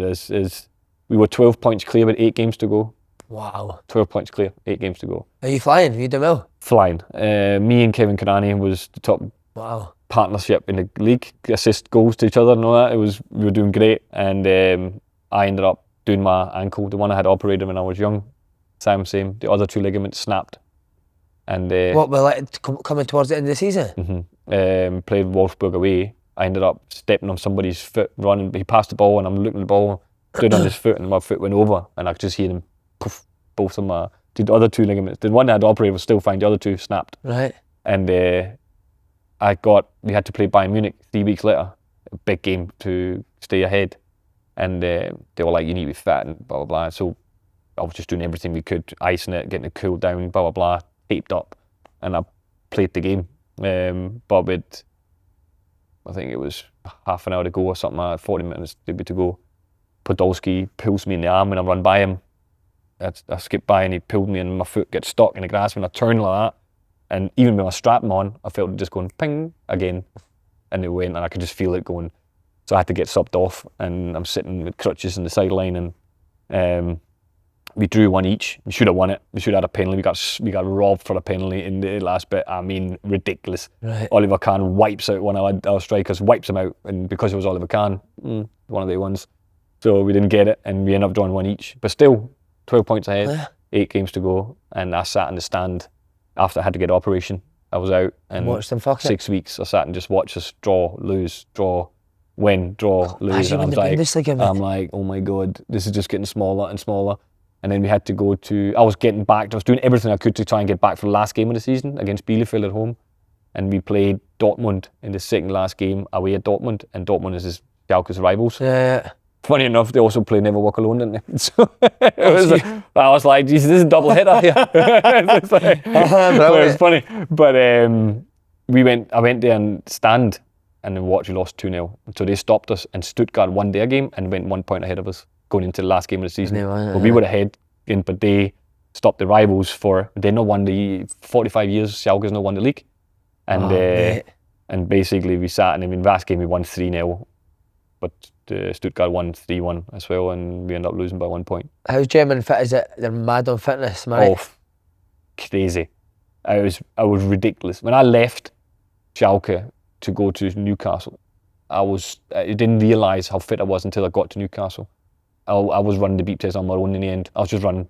They were all out and I'm running. So is the training just such high intensity? It's just intensity, yeah. It's just you're doing double trainings every Tuesday, Thursday during the week when you're not. One on a Thursday or the Tuesday is a spin class. You're in a spin class or you're over running in the forest. Wow. So you're running at a certain heart level, you're just running until that. If you were under that, you're back over again and run back. Like you say, the difference it makes to your game's incredible. Incredible. So like I could run for fun, like 90th minute, as fit as anything. And I knew then on, wish I'd known that when I was 20. Yeah. That would have been. Also, we didn't have the facilities to do that. Yeah. Mark and also Stuart and Rangers. But who's your manager at Stuttgart? No, Schalke. It was Mirko Slomka. Right. He was brilliant, fantastic. I found it tough because Teresa was pregnant and my oldest Sophie got born there. Right. So she was born in Germany, but it was tough for she because my wife. Away for so much. No, my wife, when she's pregnant, she is ill for 9 months. Throws up every day. Like constant, and we had a Labrador, big Kobe, famous, and she was dealing with him. I'm in a hotel, constant away. Schalke in a hotel for every game, home and away, and you stay extra nights and all that. It was mad, and newborn baby. On our own. It was on our own, and the country don't speak very good English. A lot of them speak English in Germany, unless you're in the big cities. Yeah. So it was really tough for her. So she was back at home a lot, and I was by there. But then when she got pregnant with my youngest Chloe, I was like, I need to go back to Britain here. So, and that's when Newcastle came on the board. Did the Doug play for Schalke as well? Was it only Rangers he played for? To be fair, wait, have you seen lately? I got posted something. I don't know if I put it up, but I posted. Somebody posted it to me because Newcastle. So he's been transferred, and he's like a baby boy standing in a Newcastle strip with my dog said that. So he's now been Newcastle's transferred. Just say last bit. Amazing. Last bit on Schalke. Not a young Neuer, Ozil, and Rakitic are in the squad at that time. Again, were they ones you could just tell straight away? Ridiculous. What age were they when they first came into the Ozil was 17, and Neuer, he got thrown in halfway through the season. 19. Starting. Wow. He was just outrageously good. Like, wow. So Rakitic came the second season. But the first season, it was actually, there's a boy called Alexander Baumgarten. He was outrageously good. Like, ridiculous. Him and Özil was like his number 10, but they were behind a guy called Lincoln, a Brazilian boy who was legendary, like, fantastic. But then they were meant to be the next to take over from Lincoln when he stopped at the end of the season. But then they went and brought Rakitic and gave him number 10 instead of one of their two. So they left, they said, we're going to sell day two instead. So they sold both of them. Rakitic. And then Özil went on and done what he did. Baumgarten went on Bayern Munich and won and done ridiculous as well. But day two, they were just outrageous players. Like, and Neuer, they had Frank Ross, was it? He was the number one goalie, and then halfway through the season, we took him out and put Neuer in. Put a 19-year-old kid in. Put him in halfway through the season. Why is that? Just because in training he was so good? He was just outrageously confident in what he was as well in that way, and it was brilliant for a goalie the way he was. But size him, the feet could be his feet, but it fitted our way of playing because he could throw it over the halfway line. So we had a tactic of like, it had me and a guy called Gustavo Varela on the right hand side and me on the left, and we played front three. But we were allowed to swap. We had freedom to just, sometimes Karani was on the left, I was up through the middle, and it was like free. But we started out like that and we just swapped around. It was brilliant. But when the ball came in across, we had the tactic of, we just had to go. We had to leave. You caught it, you would just launch it. We had to leave our men, just bolt up the sides. So it helped until they found out about it.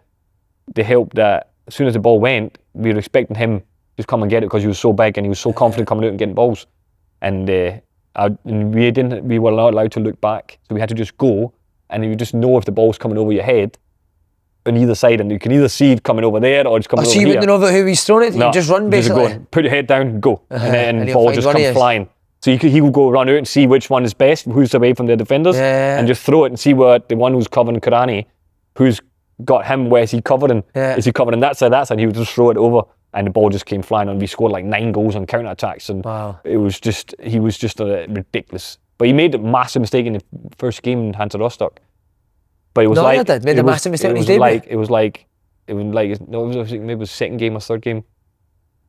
It was like nothing ever happened. That's why it was. You could see, okay, this boy is special. He was just another level. I think he ran out, caught a ball, and he went to throw it, and he threw it in the back of the striker, turned and lopped him, scored, something like that. And it was just like, everybody, wow, no. But it didn't bother him. It was like, still come in and done the exact same thing again, every time. But tell you this, we had that thing upstairs in the gym where it was like, you had these poles, the poles you can put into the ground, right? But we had them where you can put the things up, and it was like hardwood floor. And so you had them probably a distance between like that, so a pole up and a bar across the bottoms about that much off the floor. Right. And then we had a wee football about that size. And then you played, so it was like lined. So it was head tennis in between the poles kind of thing. Yeah. But you were playing 1v1 but also playing 2v2. And it was Neuer and Özil together, right? Couldn't get him off. Goalies. Couldn't get him off. Wow. Özil just stood in the back, or Neuer stood up at the thing, and just every time you smag whatever, he just stood in there, up, bang, up to him, and he just went bang, down. It was like ridiculous. What age were they at this time? 17, 19. He just battered everybody. They were so good. Like, what type of guy was Ozil? He seemed so chilled. Like this, so chilled. Like just relaxed. Just know how good he was.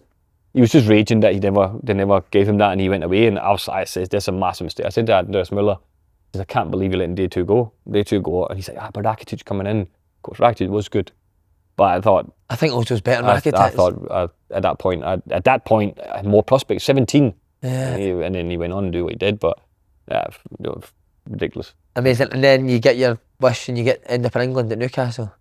Why Newcastle? It's funny, isn't it? Because I was meant to go to Newcastle with Rangers, and then they were raging I didn't get the back then when I signed the Flying Rangers, weren't they? They were not happy, but Did they bring that up? no, they did not. But it's been brought up since, of course. But Newcastle was actually because of David McGuinness, the doctor. He was a doctor in Newcastle. He was at Rangers and then he went to Newcastle. So was David Henderson, the physio, right. And he was doing it, and so they were there, and thought we're gonna still make fun that my medical got done in Starbucks, basically, because it was like, aye, you'll be fine. You're fine. Aye. It was like one of the ones, but. Who do you speak to at Newcastle? Again, is it the owner? Is it a chairman? Is it? It was, but back then I met up with Chris Hutton and Joe Kinnear, and we were sorting out a deal for it to go through and stuff. And then basically, I was training with, because I had come from Schalke, so I was training for 5 days or something like that. And because all the strikers were injured in the club in Newcastle, all of them, right. Michael Owen, Viduka, Amiobi, Obafemi Martins. Is that who the strikers were when you went? That's when I went in there. It's ridiculous. But they were all injured. Right. So they needed an emergency striker in.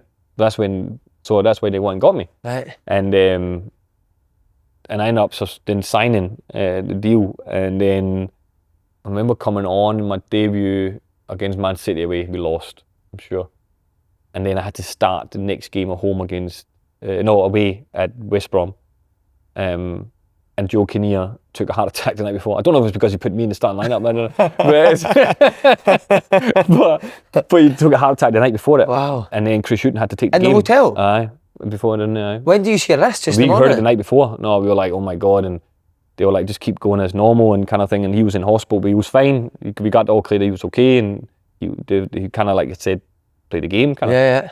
And I scored in my debut start, and we won the game 3-2. So it was like off to a great start, and it was going brilliant. So yeah, it was just, that was how it kind of came about, and how quick it came about. And then there was Chris Hutton basically until then. Alan Shearer. Good. Amazing. What a guy. Is he? In what way? Player management, fantastic. Right. Like, understood what you need as a player and all that. Well, he was just brilliant. Okay. So nice, like lovely guy. But yeah, I love Chris. I thought he was fantastic at what he did. You mentioned the strikers, but there was also Joy Barton, Nicky Butt, Damien Duff, Kevin Nolan. Yeah. Big hitters, mate. Big hitter. What was that dressing room like? But it was like, see, when I was training for a couple of days before I signed, so we were training, and so we had to play this kind of indoor game that they wanted me to play in. Indoor, like five-a-side? Not indoor, like in like a dome type thing? No, outside, but in-house game. Right, okay, thing, yeah. Right?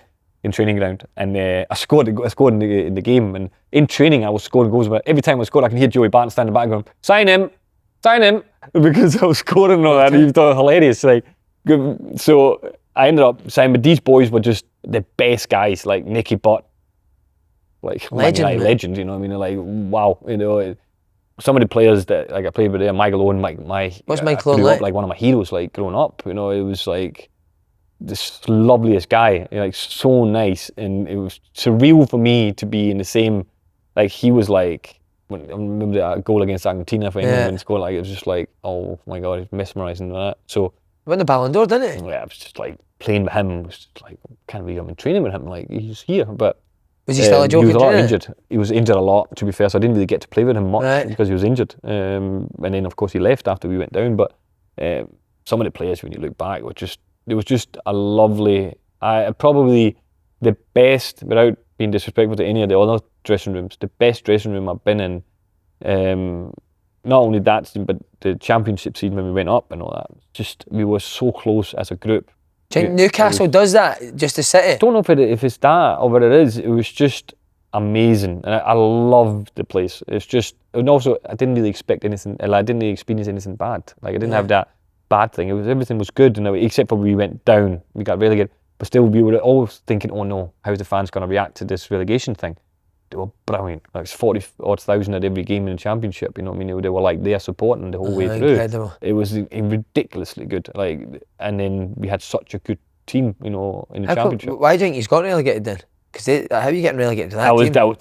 That was but a lot of them were injured, of course. But we were also so unlucky. It was literally like it was written in the stars that we weren't going to survive here. Everything went against us basically a lot of times.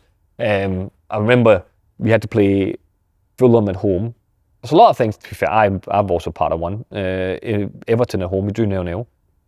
I missed a big chance.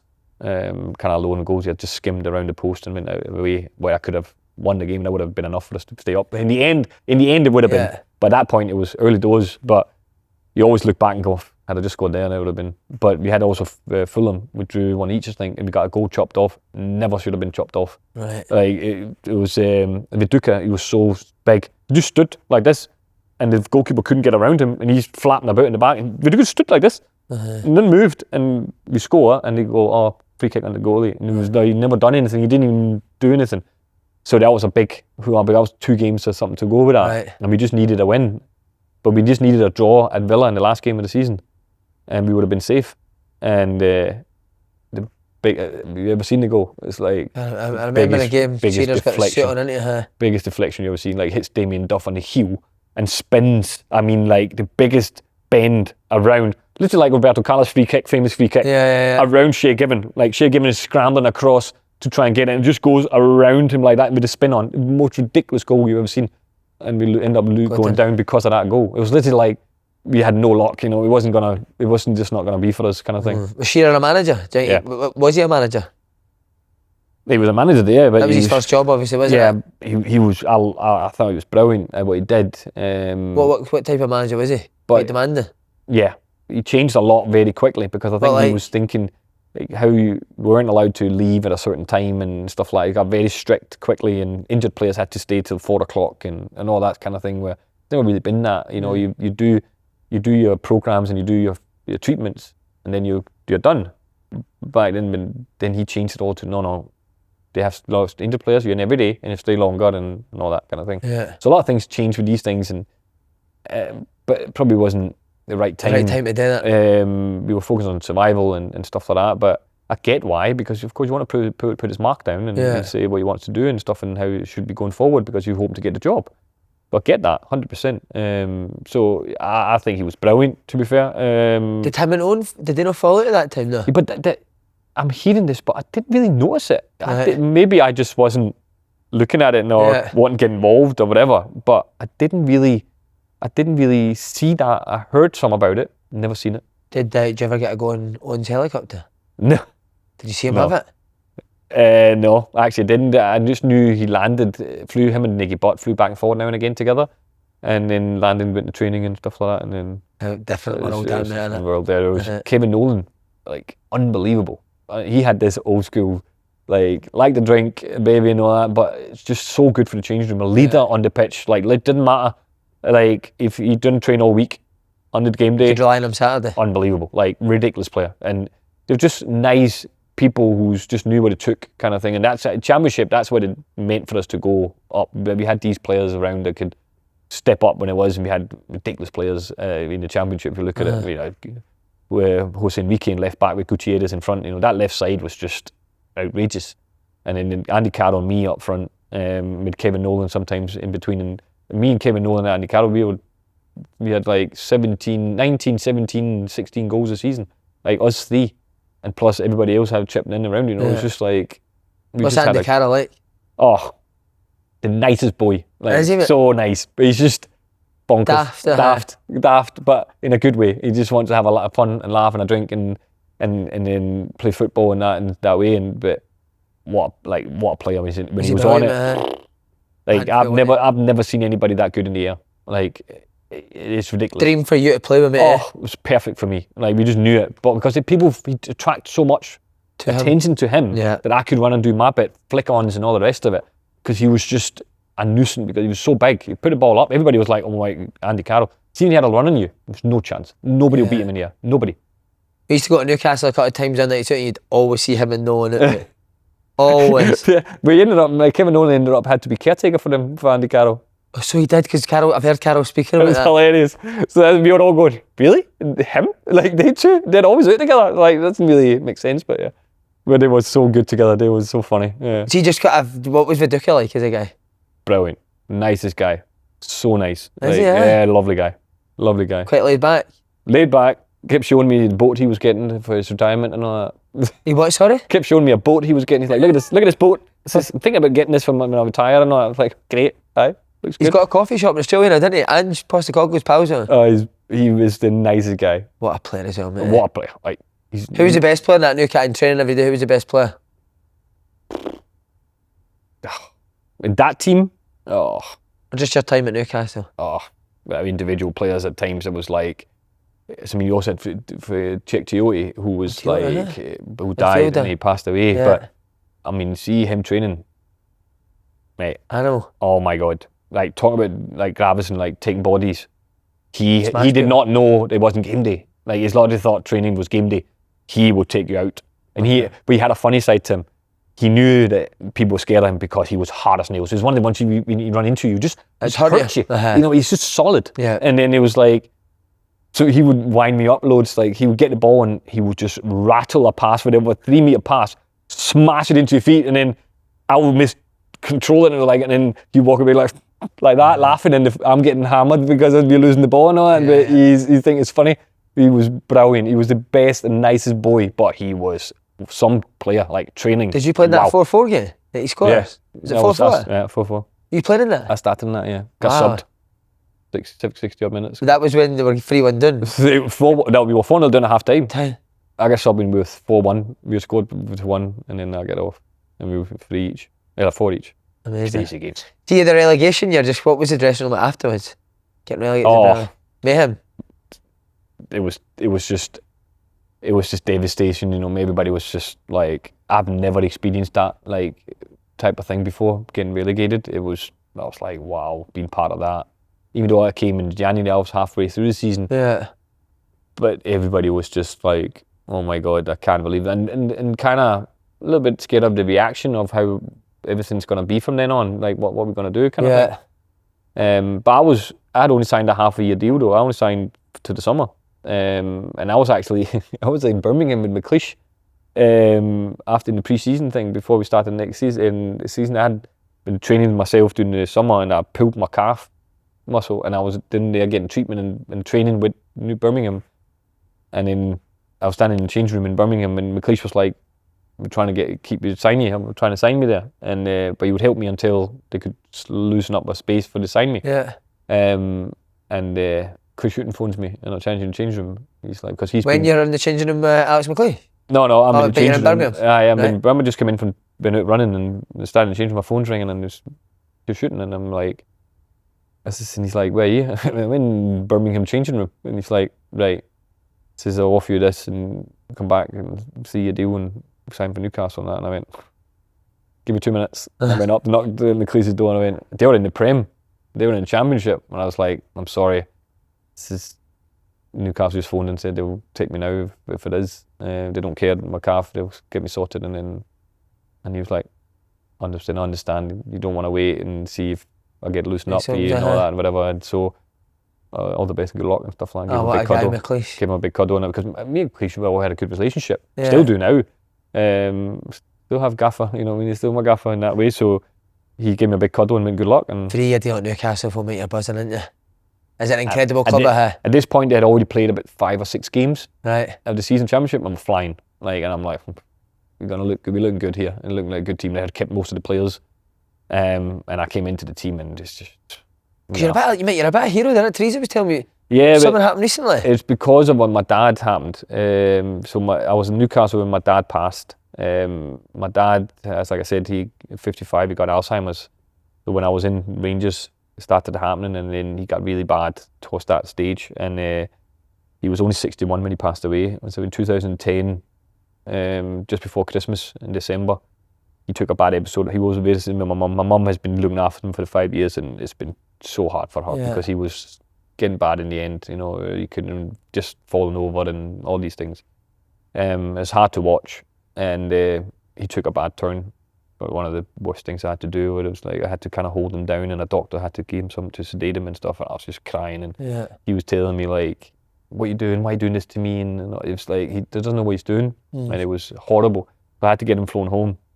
That was the start of December, and my mum put him into a home when he got back because he couldn't do it anymore. I said, me and my brother said, you need to do it now. You need to put him into a home. And then he passed away on the 15th of January. So he gave up from like that quickly. He just deteriorated. As soon as he got in there, it was literally like, nah. So when I had scored a hat-trick against Plymouth in the FA Cup for Newcastle, I flew back to see my dad because he had said to my mum, I want to see my boys. But he was lying with his eyes closed. He never opened his eyes at that point. Just like, I want to see my boys. I came back, me and my brother came over, and he was lying there, his eyes closed, and just hold our hands. Just want to hold our hands. So I sat there for hours, just talking stories, me and my brother, chatting to him. He wasn't interacting with us. Yeah. And I left, flew back. We had a game. Then we had to play West Brom, and there was a top clash at the table. There was only like 2 points between us or something like that, and home. And my mum phones me and says, "You need to come home. He's not gonna last." They told me that he's gonna go soon. And I was like, right. So I put the phone down, looking to book flights, and the only flight I could get was like 6 a.m. And before I even got to book it, she phoned me back 2 hours later, and she was like, "He's gone."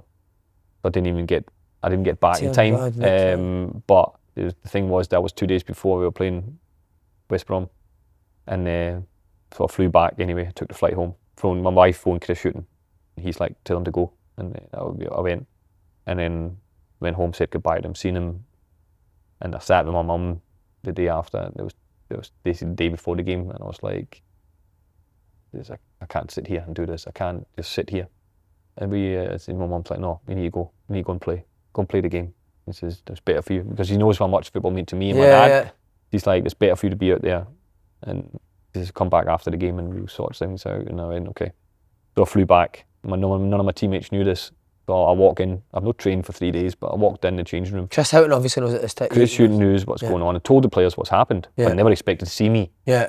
So I'm walking into the changing room at the stadium, just walking in. The first time they seen me, the boys, I've not been at training ground or anything like that before it. Walked straight into the changing room, and they're all like cuddling me, and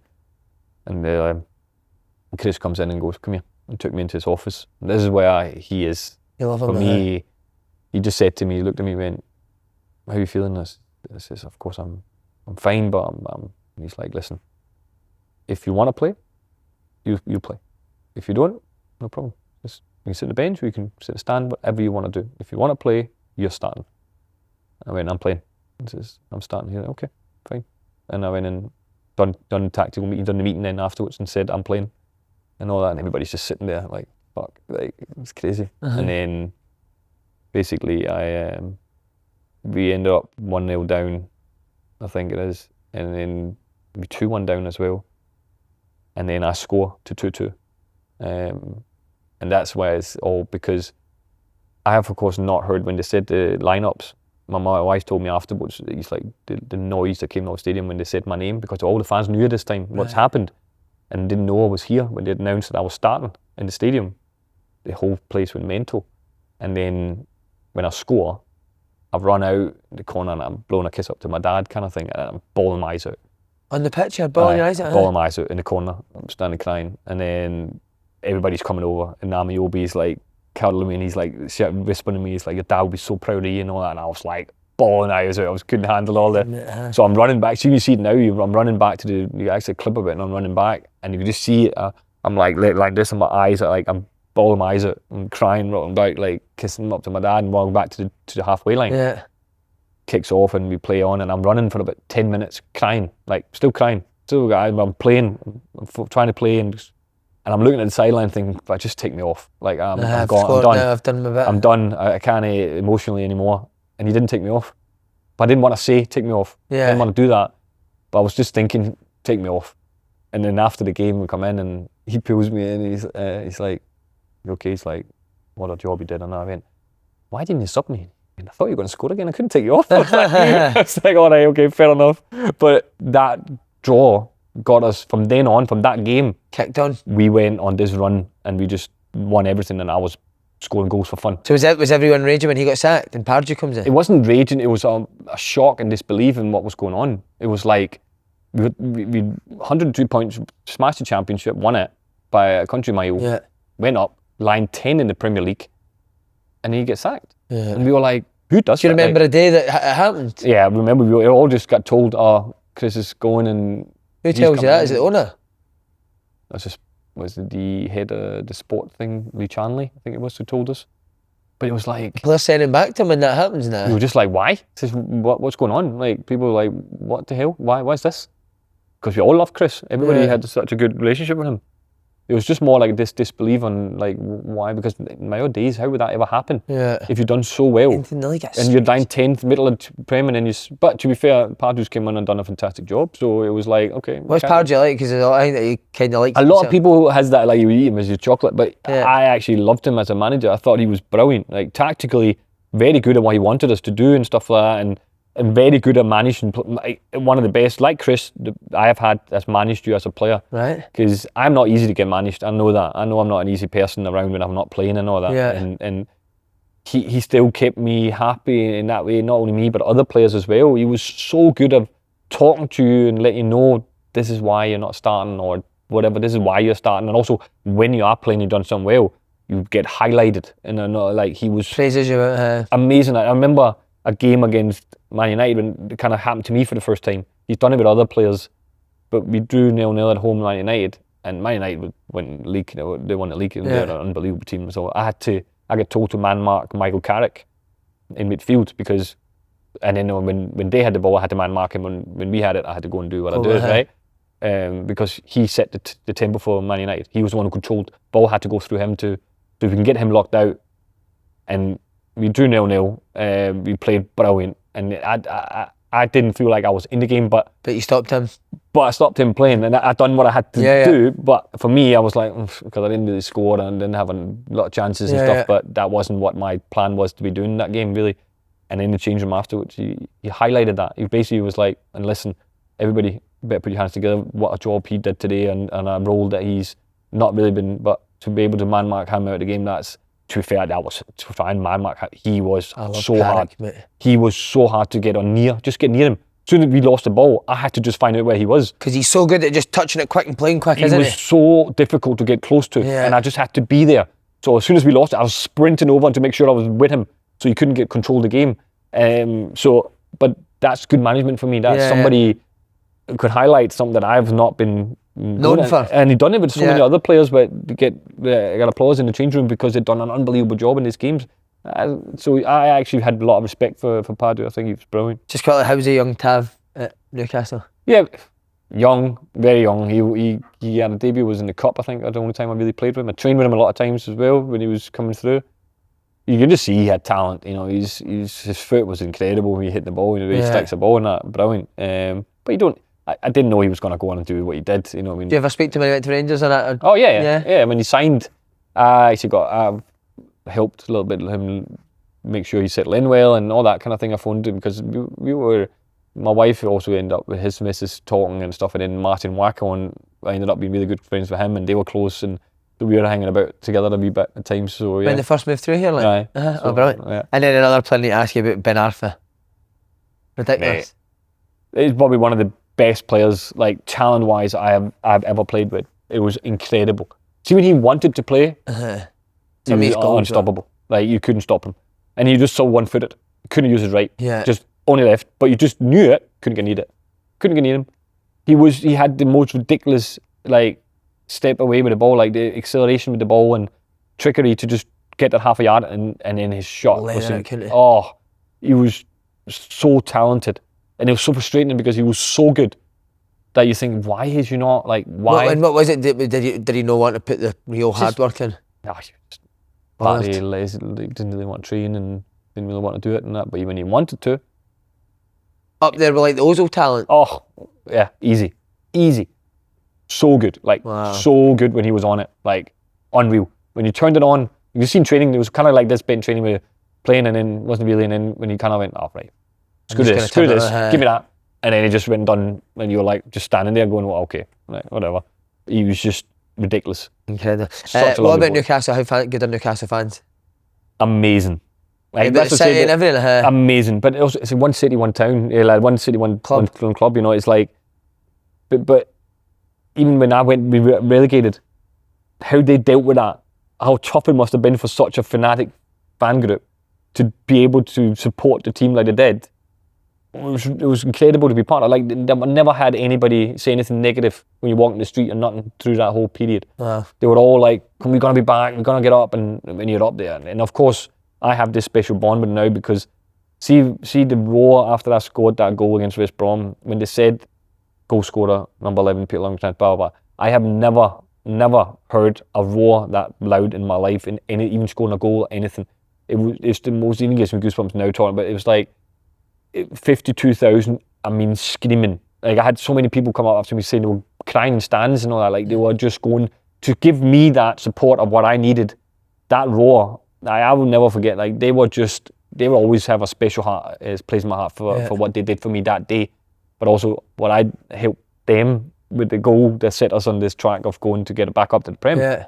But they are, the Newcastle fans are amazing. I've just been back for the first time in about 3-4 years. Went back, I got invited down to the Wolves game when they won 3-0.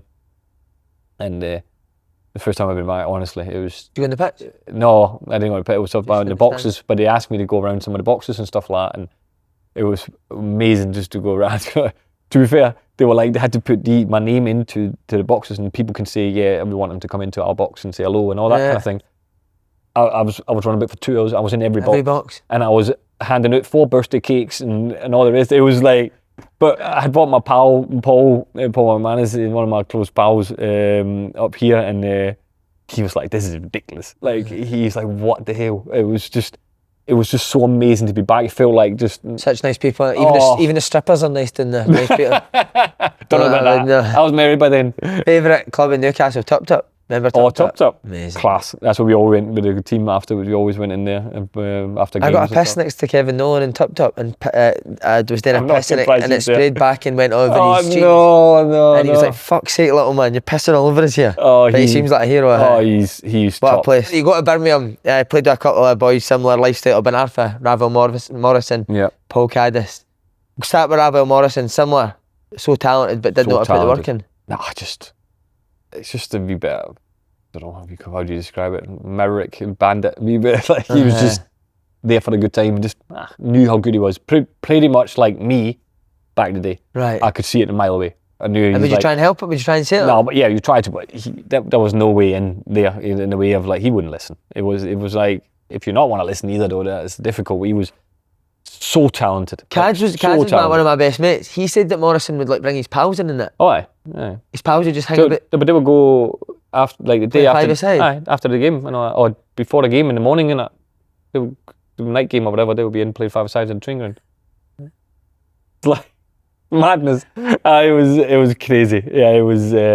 He was. Yeah, what a talented player. Yeah. Like, he was around, but Jesse Lingard was there as well at the time. And is he annoying me bastard then, or? No, but he was actually loveliest boy, Was great he, right? boy, But but he was also talented and knew he was good. But he came in and he scored 4 goals in his first game. Yeah, that's right. One game, scored 4 goals in his first game. Okay, who's this boy? Yeah, you know what I mean? It was like crazy. But then he just went on to do what he did. But at the same time, we had Nathan Redmond, and he was a young boy coming through, the same as Damari Gray. Wow. Coming through, they were on each side, young boys, like big talent, like coming through. Dan Burns down there, Jack Butland in goal and all. We had some top players. Just was it Lee Clark? It was Lee Clark. Lee Clark, yeah. How was he? Very nice guy. I struggled a bit through him with the coaching thing. It was a bit tough with that. I didn't get much playing time and stuff through it. So that was hard, but it was. These boys, you can see that he had an eye for bringing in the right players. Yeah. It didn't get, coaching them. Yeah, we didn't get to get the best out of them. What about Caddis's diet? You ever seen anything like it?